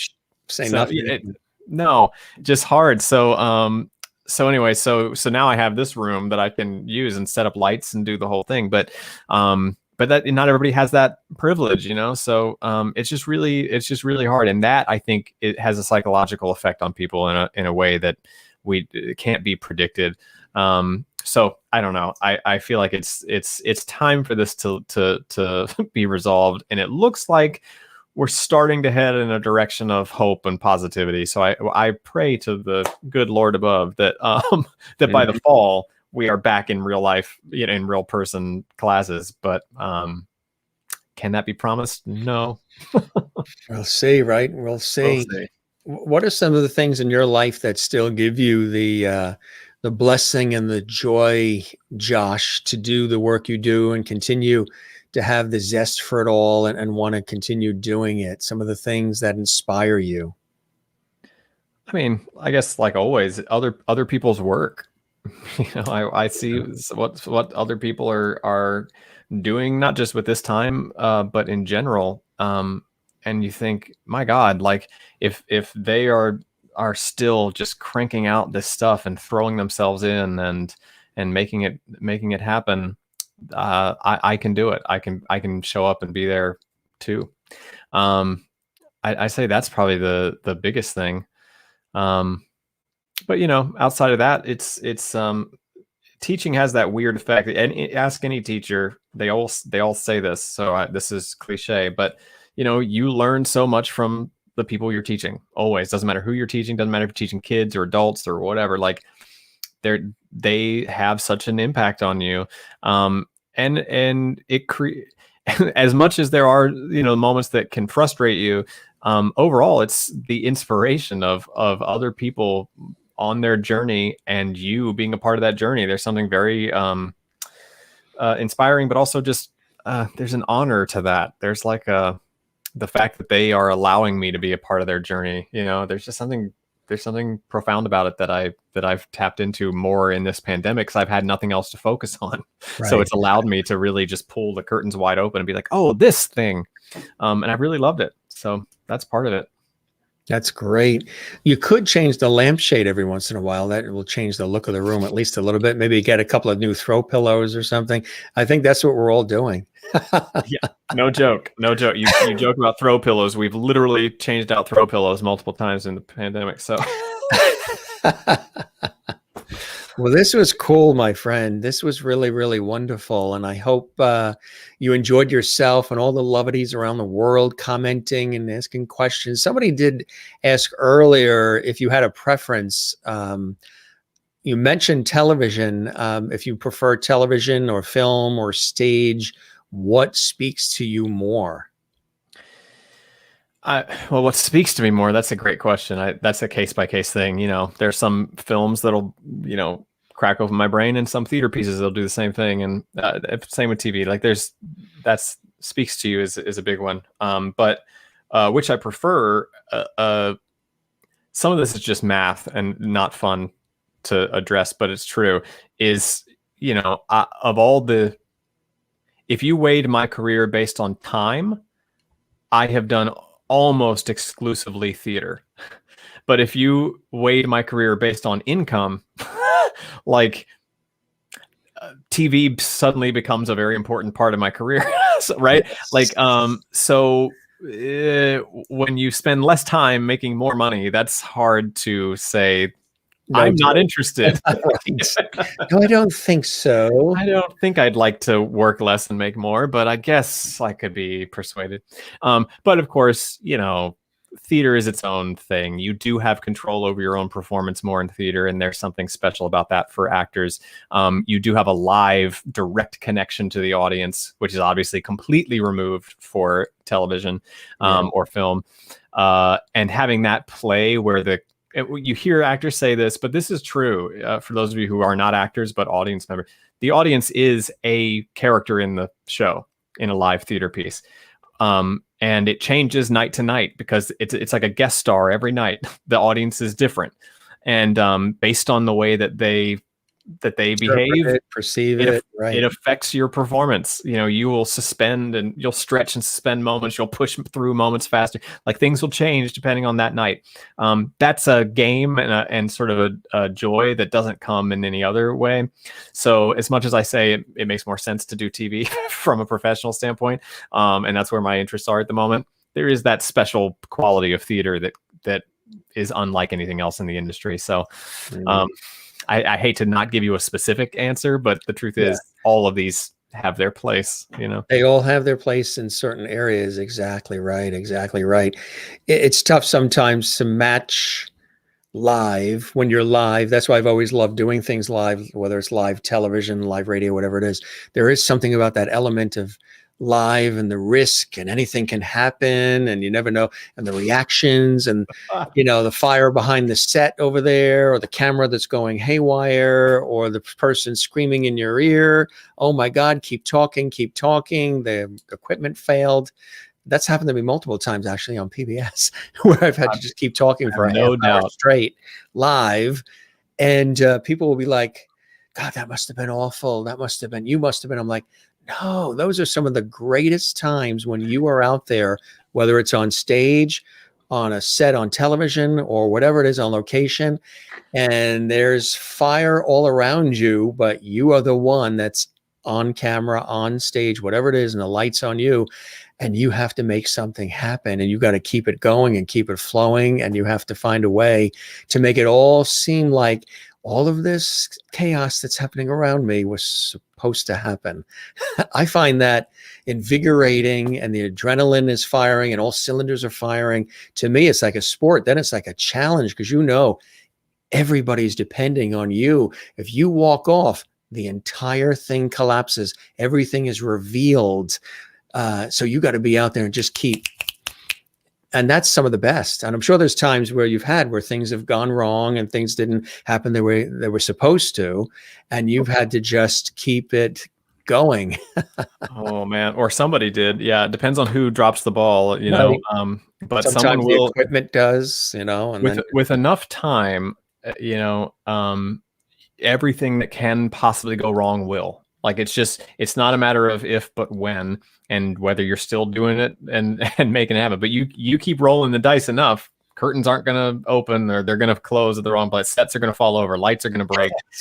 Audio is going to crap out. Like, people are going to forget their lines. You're going to trip on the set. Whatever it is, like everything that can happen will happen. So yeah, there is an element of the surprise there that doesn't come with film as much, because when it goes wrong, you just stop and you fix it and you start over. But when it's live, baby, ooh, that's it.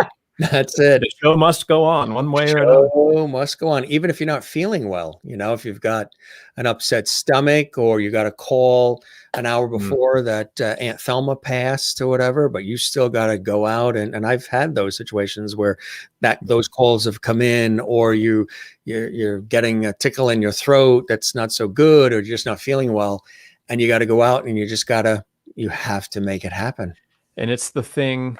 Full honesty, that is the thing that I miss the least about performing in live theater, is because all of those things, when they happen, can be brutal.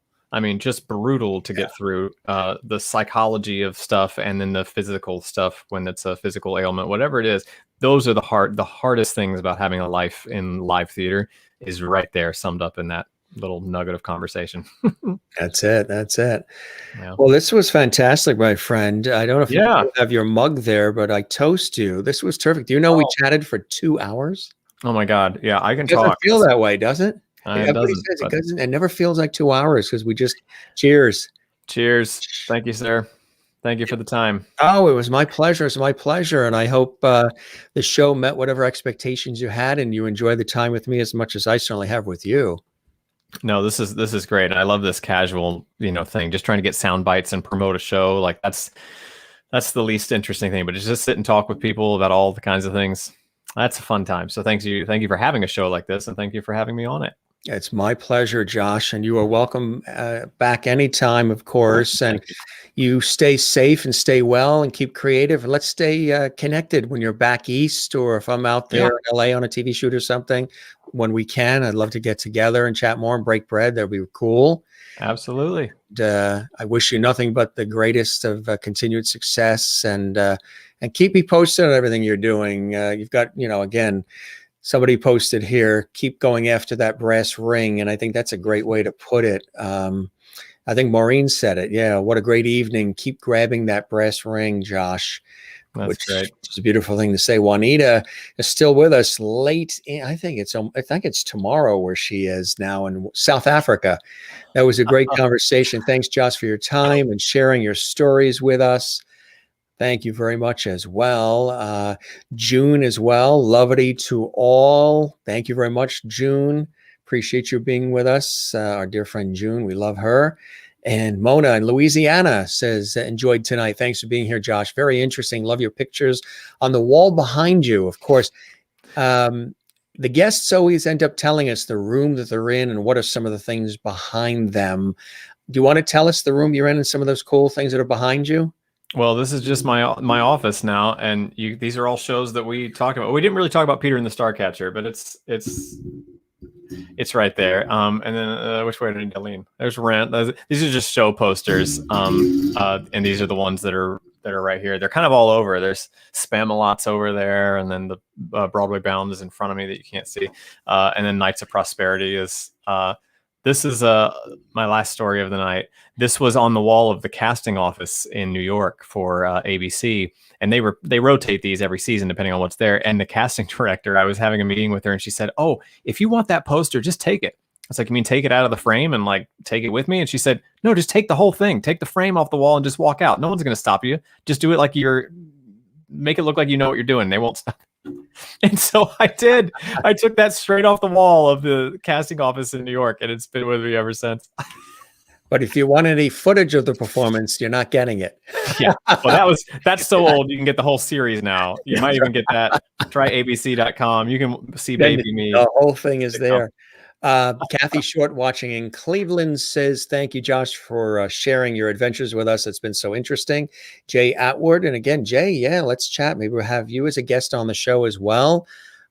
Great job, guys. Thank you, Jay. I'm glad you enjoyed it watching on the YouTube channel. Kathleen Walker in New York City says, stay safe, Josh. And Wozniak in Florida says, thank you, John. Going to have to read your book, which is beautiful. Mona says, enjoyed tonight. Thanks for being here, Josh. Very interesting. And again, loves the picture on the wall behind you. Kenneth says, brass. He's a golden boy. Yeah. And our dear friend Jane, who was a guest on our show just a couple of months ago. She's wonderful. We love Jane. And her daughter Jill, too, was a guest, Jill Usden. Looking forward to working together again, Josh. Godspeed. Love it. Lots of levity coming your way, my friend. And again, it was a real pleasure having you with us. Thanks for all the time and chatting it up and sharing the early beginnings of your life and your career and some of the incredible accomplishments, and also why you do, your passions.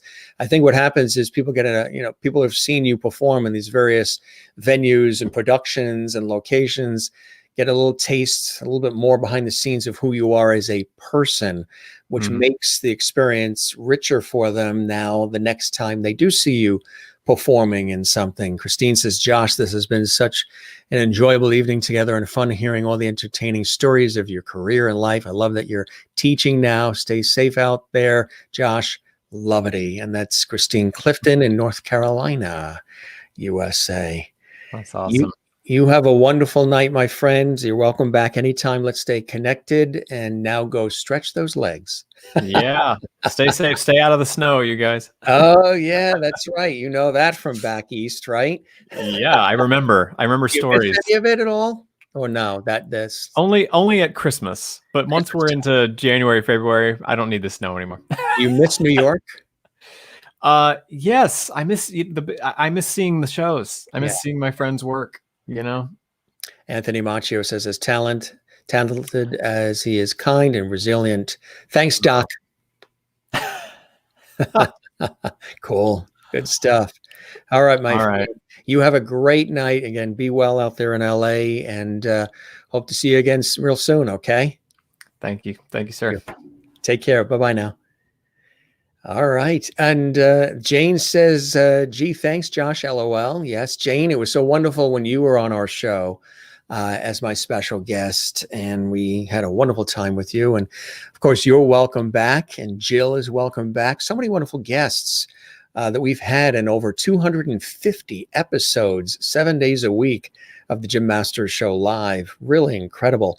From television and film, Broadway, Hollywood, health and wellness, science, nature, culinary arts, sports, comedy, inspiration, all fields of endeavor, wealths of success, and levels of success, and so much more. If this is your first time watching our entertainment lifestyle talk show series, it's a pleasure to have you with us.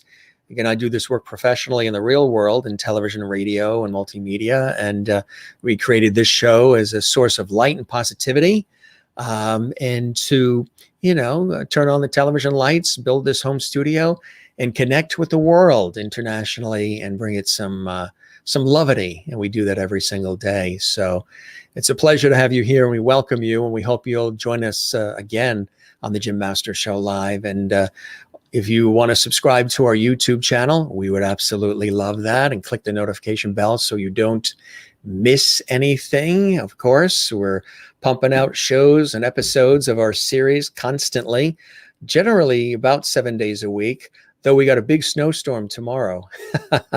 Tomorrow night, we're actually taking tomorrow night off, which is Monday night. It's going to be nice. We've got a busy day tomorrow here, so we're going to be back on Tuesday. And on Tuesday, we have a very special guest. We have Debbie Tucson-Kilday, and she is a wonderful author. She's a beat poet. I'm sure you know what a beat poet is. If you don't, we're going to define that when she's on. She's actually a dear friend too. She's a brilliant poet. It's going to be poetry night. A wonderful poet, author, writer, and a publisher. She owns a publishing company as well, focused on brilliant poetry. So she's our guest live on YouTube at Jim Masters TV. We'll also be doing that on Facebook at Jim Masters TV as well, here on the Jim Masters Show live. So again, we will not be here tomorrow night. We're taking a night off. We've been doing it 7 days a week since April. So we have a couple of things we got to do. We actually have a new computer system we have to hook up, and about 18 inches of snow headed our way here in the Northeast. So everybody be well, be safe who's in the path of the storm.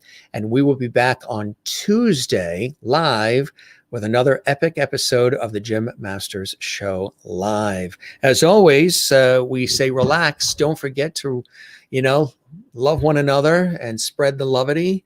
As always, relax, breathe from the diaphragm if you can, and love yourself. It's really important to love yourself, because everybody, has value, and everybody is important. And don't let anybody ever tell you that you don't mean anything and that you're not important, because again, you are. We all are. We all have a reason for being here. Life is short. Savor every second, savor every moment, create and share it with the world. Somebody else watching with us tonight, of course, one of our regular cast of characters, George Burns, was here in the house, and he loved every second of our conversation as our special guest, Josh Grisetti, joined me here.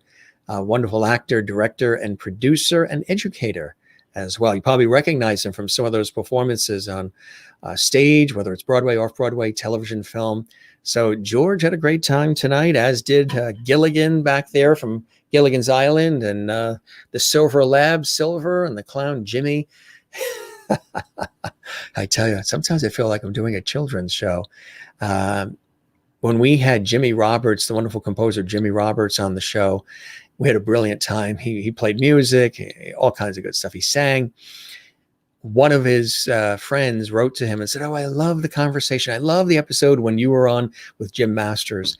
Boy, Jim reminds me of a Mr. Rogers for grown-ups." That's a great compliment for her to say, Mr. Rogers for the grown-ups. I really love that. I think we ran with that too. That was really cool. Once again, we thank our very special guest, Josh Grisetti, for joining us here on the Jim Masters Show live. He was terrific. Again, all these different roles, and he's very warm, and he's very open. shared elements of his life. And, a lot of the guests do. When they come on our show, they feel so relaxed and so comfortable. And I get all kinds of phone calls and texts, thank you letters, and so much more from our guests who say they really enjoy coming on the show. And they're like, when can I come back? So with that, Dreama Denver is going to be back with us very soon. The wonderful, actress and children's book author, and she owns the radio station in West Virginia. She's the wife of Bob Denver, who played Gilligan on Gilligan's Island. She's coming back in March. We're all excited about it. And Sean Kanan, actor Sean Kanan, who you know from General Hospital and so much more, he's going to be back in about a week. So several of your favorites are returning to the Jim Masters Show live, and I'm excited about that. They asked, hey, when can I come back on? So we are moving some things around so they can get back on with us.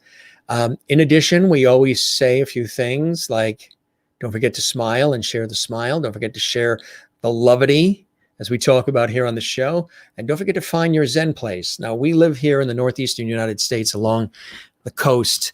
Right now, the ocean doesn't look as sweet tonight with the snowstorm and the nor'easter as it does in this photo. However, the ocean is one of my Zen places. Boogie boarding, swimming, kite surfing, windsurfing, kiteboarding, windsurfing, and everything you can do. You got to drag me out of the ocean. Just love the connection and the Zen place with the ocean. But of course, the ultimate is with loving family and friends. Time with loving family and friends is number one.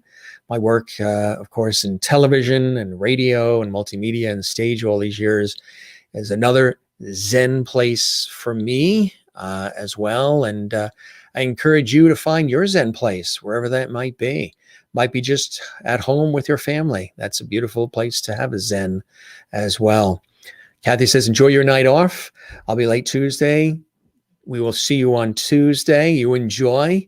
We'll be here 7 p.m. Eastern. It's all good. We are all kids at heart. Yes, we are. Keep smiling. Like Josh said tonight, he loves comedy. So do I. I love comedy. I love dry, quick wit. I just love it. I love it. Enjoy your day off. Thank you very much, Kathleen. And it's going to be cool because I'm not on the air in my professional life either tomorrow. So it's a full, complete gym day tomorrow. With 17, 18 inches of snow out the door that we'll all be dealing with here. Good night, Jim. Enjoy tomorrow. Stay warm. Good night, all. We shall. Thank you very much. And Juanita says, great show. Thanks, Jim. Enjoy your day off tomorrow. Good night, everyone. Stay safe in the snow. Kathleen in New York says, thank you, Jim. Have a great night. Good night, all. From snowy Queens, New York. Yes. And Jane says, thank you, Jim. Looking forward to joining you again. Thank you, Jane. You're a wonderful spirit, and we love having you with us, and a wonderful friend as well. Another great show, Jim. Thank you, Jane. I appreciate those kind words. And Maureen says, sending virtual levity hugs to each of you. Yes, want to do a levity hug? There we go. Levity hug. Here's your virtual hug you guys asked for. And Christine Clifton in North Carolina says, thanks for a great show, Jim. Be safe. Enjoy the snow. Good night, Jim Masters and lovely friends. Hugs to all, and see you on Tuesday. Yes, and remember we said we're going to be doing a wonderful night of poetry. So we have a very special guest who's going to be joining us, a wonderful poet and publisher and more. Debbie Tucson Kilday is going to be joining us, and she's a part of a lot of major national poetry organizations as well. So she's been doing this for a long time. She's all excited. She's a dear friend. And we're also going to share some poetry that our viewers, our levity viewers, have sent in.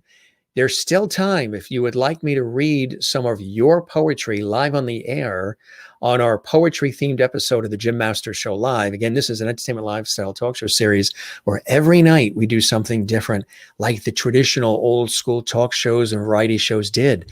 So many different things we do. We're not the same old every night.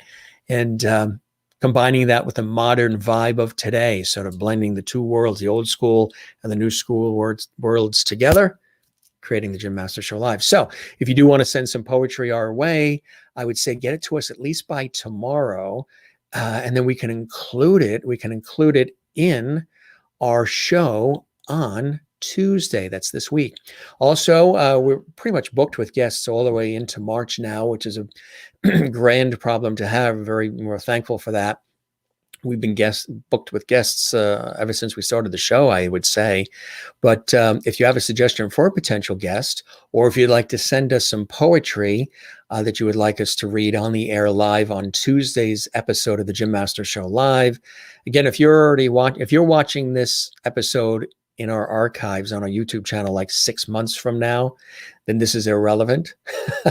This is more relevant to being the fact that we are doing this live right now. But you can send your poetry to jimmasterstv@gmail.com. That's the email address for the show. Or if you have a potential guest suggestion, would like to come on the show as a guest, jimmasterstv@gmail.com. We'll take a look at it and see if we could have that guest pop on. So with that, we say thank you very much for joining us, everybody. It's been a wonderful night. We toast all of you. We thank all of you. Again, you have a wonderful day tomorrow, and be safe, be well, share the levity. I hope you're enjoying our series and it's putting smiles on your faces. And we will be back tomorrow. No, I'm so used to saying that. We'll be back Tuesday. Go play amongst yourselves tomorrow. Go have fun. If you're off tomorrow, sleep in late. That's what I'm going to be doing. And then there's a lot of snow we're going to be dealing with all tonight, all into tomorrow, I think into Tuesday too.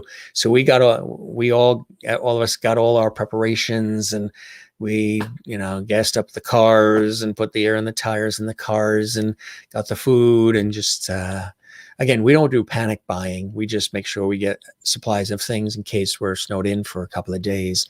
And, doing a lot of the work from home, the radio show that I do, the television, obviously, we're not going to be doing any filming or shoots tomorrow or Tuesday because of the weather, but the radio shows, I'll be back on the radio shows on Tuesday live.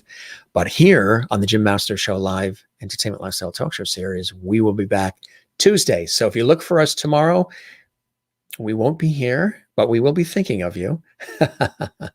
And we will see you tomorrow. We will see you tomorrow. And Mona says, thanks for tonight. It was great. Hope you have a great day off tomorrow.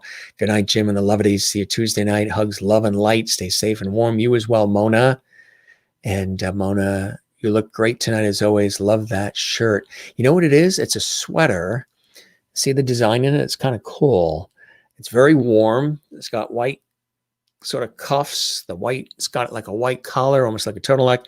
And the whole thing is a really nice sweater, kind of nice. It's in between heavy and light. It's sort of right in the middle, but it's warm enough, nice and cozy, right? Thank you, Mona. We appreciate that. Glad you enjoy it. And hugs to all, and to all a good night. Good night, Mrs. Calabash, wherever you are. He used to say that, Jimmy Durante. All right, gang, we love you all. You take care. You be well.